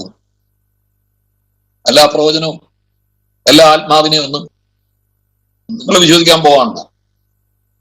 ഇനി നിങ്ങളെ പറഞ്ഞു പറ്റിക്കരുത് കേട്ടോ. പരിശുദ്ധാത്മാവിനെ ദുഃഖിപ്പിക്കരുത്. അവനെതിരെ ദൂഷണമുണ്ട്. ഇത് ദൂഷണമല്ല, അവനെതിരെ ശരിയാ നമ്മൾ പറയുന്നത്. കാരണം പരിശുദ്ധാത്മാവ് സത്യത്തിന്റെ ആത്മാവാണ്. സത്യത്തിന്റെ ആത്മാവിനെ കുറിച്ച് സത്യം പറഞ്ഞാൽ നിന്നെ ആരും ശിക്ഷിക്കൊന്നുമില്ല. അങ്ങനെയൊന്നും നീ പേടിക്കണ്ട. ഇത് പറഞ്ഞാൽ നമ്മളെ വിരട്ടിക്കിട്ടിരിക്കുന്നത്. പരിശുദ്ധാത്മാവിനെ വിരട്ടിക്കരുത്, പരിശുദ്ധാത്മാവിനെ ദുഃഖിപ്പിക്കരുത്, ഇവിടെയും കിട്ടുകയില്ല അവിടെയും കിട്ടുകയില്ല, നിനക്ക് രക്ഷ എന്നൊക്കെ പറഞ്ഞപ്പം പാവ വിശ്വാസികളെല്ലാം പേടിച്ച് എന്നെ കണ്ടാൽ എന്തേലും ആയിപ്പോട്ടെ, ഞങ്ങൾ ഇതൊക്കെ പറഞ്ഞിനി അടി വാങ്ങിക്കുന്ന എന്തിനാന്നും കണ്ട് നമ്മൾ പേടിച്ച് നടക്കുക. No, as a student of Bible, നിങ്ങൾ വേദപുസ്തകത്തിന്റെ പഠിതാവ് എന്നുള്ള നിലയിൽ you can judge the spirits. ആത്മാക്കളെയും പ്രവാചകന്മാരെയും വിധിക്കാൻ ദൈവം നിങ്ങൾക്ക് അധികാരം തന്നിരിക്കുക. ഇത് പറഞ്ഞിട്ടൊന്നും ആർക്കും ഒരു സന്തോഷമില്ല. മനസ്സിലാകുന്നുണ്ടോ? വല്ലോ മനസ്സിലാകുന്നുണ്ടോ? ഈ ആഴകുഴമ്പൻ ജീവിതമൊക്കെ അങ്ങ് നിർത്തുന്നേ. ഉമ്മ വെള്ളത്തിൽ പൂട്ടും കൂട്ടത്തിൽ പാട്ടും ഇങ്ങനെ എന്നാ അങ്ങ് ചെല്ലുമെന്നും കണ്ടാണ് ഇരിക്കുന്നത്. വലിയ കഷ്ടപ്പെട്ടവര് നമ്മള് ദൈവകൃപയിൽ നിൽക്കുന്നതും നമുക്കൊരു ഒരു വിശുദ്ധ ജീവിതം നയിക്കുന്ന ഈ ഭൂമിയിലായിരിക്കുന്നത് ദൈവത്തിനെ സംബന്ധിച്ചിടത്തോളം എന്തെല്ലാം കഷ്ടയും പ്രതിസന്ധികളും ഒക്കെ അതിജീവിച്ചാണ് നമ്മൾ ഇതുവരെ എത്തിയത്. ഇത്രയും കഷ്ടപ്പെട്ടിട്ടും അങ്ങ് ചെന്നില്ലല്ലോ. വേണ്ടാതിന്റെ എല്ലാം പുറകെ പോയി, ദുരാത്മാവിന്റെ പുറകെ പോയി, കള്ളപ്രവാചകന്റെ പുറകെ പോയി നമ്മുടെ നിത്യത നഷ്ടപ്പെടുത്തണം. കള്ളപ്രവാചകനും അവനെ സപ്പോർട്ട് ചെയ്യുന്നവനും ന്യായം വിധിക്കപ്പെടുന്നു. ഞാൻ ബാക്കി ഇപ്പൊ തരുന്നില്ല. പറയാൻ പറഞ്ഞ പരിശുദ്ധാത്മാവിനെ കുറിച്ചുള്ള ഒരു ഇന്റൻസീവ് സ്റ്റഡി അല്ല ഞാനിപ്പോ തരുന്നത്. വേണ്ട. ഒന്ന്, ദൈവം നമുക്ക് തന്നിരിക്കുന്ന ഏറ്റവും വലിയ അധികാരങ്ങളിൽ ഒന്നാണ് എന്താ? ആത്മാവിവേചനം, ആത്മാവിനെ വിധിക്കൽ, പ്രവാചകനെ വിധിക്കൽ. എല്ലാ പ്രവചനവും പ്രവചനമല്ല. രണ്ടാമതൊരു അധികാരം കൂടെ ഉണ്ട്, അതും കൂടെ ഒന്ന് വായിച്ചു. ഏതായാലും ഇത്രയും വായിച്ചതല്ലേ. അപ്പോസ്തല പ്രവൃത്തി 17:11 വായിച്ചു. അപ്പോസ്തല പ്രവൃത്തി 17:11. തെസ്സലോനിക്കയിലുള്ളവരെക്കാൾ ഉത്തമന്മാരായിരുന്നു അവർ വചനം കൈക്കൊണ്ടതല്ലാതെ അത് അങ്ങനെ എന്ന് ദൈവത്തിന്റെ തിരുവെഴുത്തുകൾ പരിശോധിച്ചു നോക്കും. ഇത് ബെരോവിയിലെ വിശ്വാസികളെ കുറിച്ചാണ് പറഞ്ഞത്. The believers, the brethren in Berea. Berean. ബെരോവിയിലെ വിശ്വാസികൾ തെസ്സലോനിക്കയിലുള്ളവരെക്കാൾ ശ്രേഷ്ഠന്മാരായിരുന്നു, മാന്യന്മാരായിരുന്നു, നോബിളായിരുന്നു. അതിന്റെ കാര്യം എന്താണെന്നറിയാമോ? ഒരു വചനം കേൾക്കുക മാത്രമല്ല. ഇനി പ്രവാചകനെ വിധിച്ചാൽ പോരാ, ഞങ്ങളെയും വിധിച്ചോണം കേട്ടോ. ഞങ്ങളെ ചോദന ചെയ്തോണം, ഇത് ശരിയാണോന്ന്. എങ്ങനെ? അവര് വചനം കേൾക്കുക മാത്രമല്ല, അതങ്ങനെ തന്നെയോ എന്ന് ശോധന ചെയ്തിരുന്നു. വിത്ത് എ ക്രിട്ടിക്കൽ മൈൻഡ്. കേൾക്കുന്ന ആശയങ്ങളെല്ലാം സ്വോത്രം ചെയ്ത് ഏറ്റെടുക്കരുത്. കേൾക്കുന്ന പ്രസംഗമെല്ലാം അംഗീകരിക്കരുത്. അതോടെ നിൽക്കട്ടെ.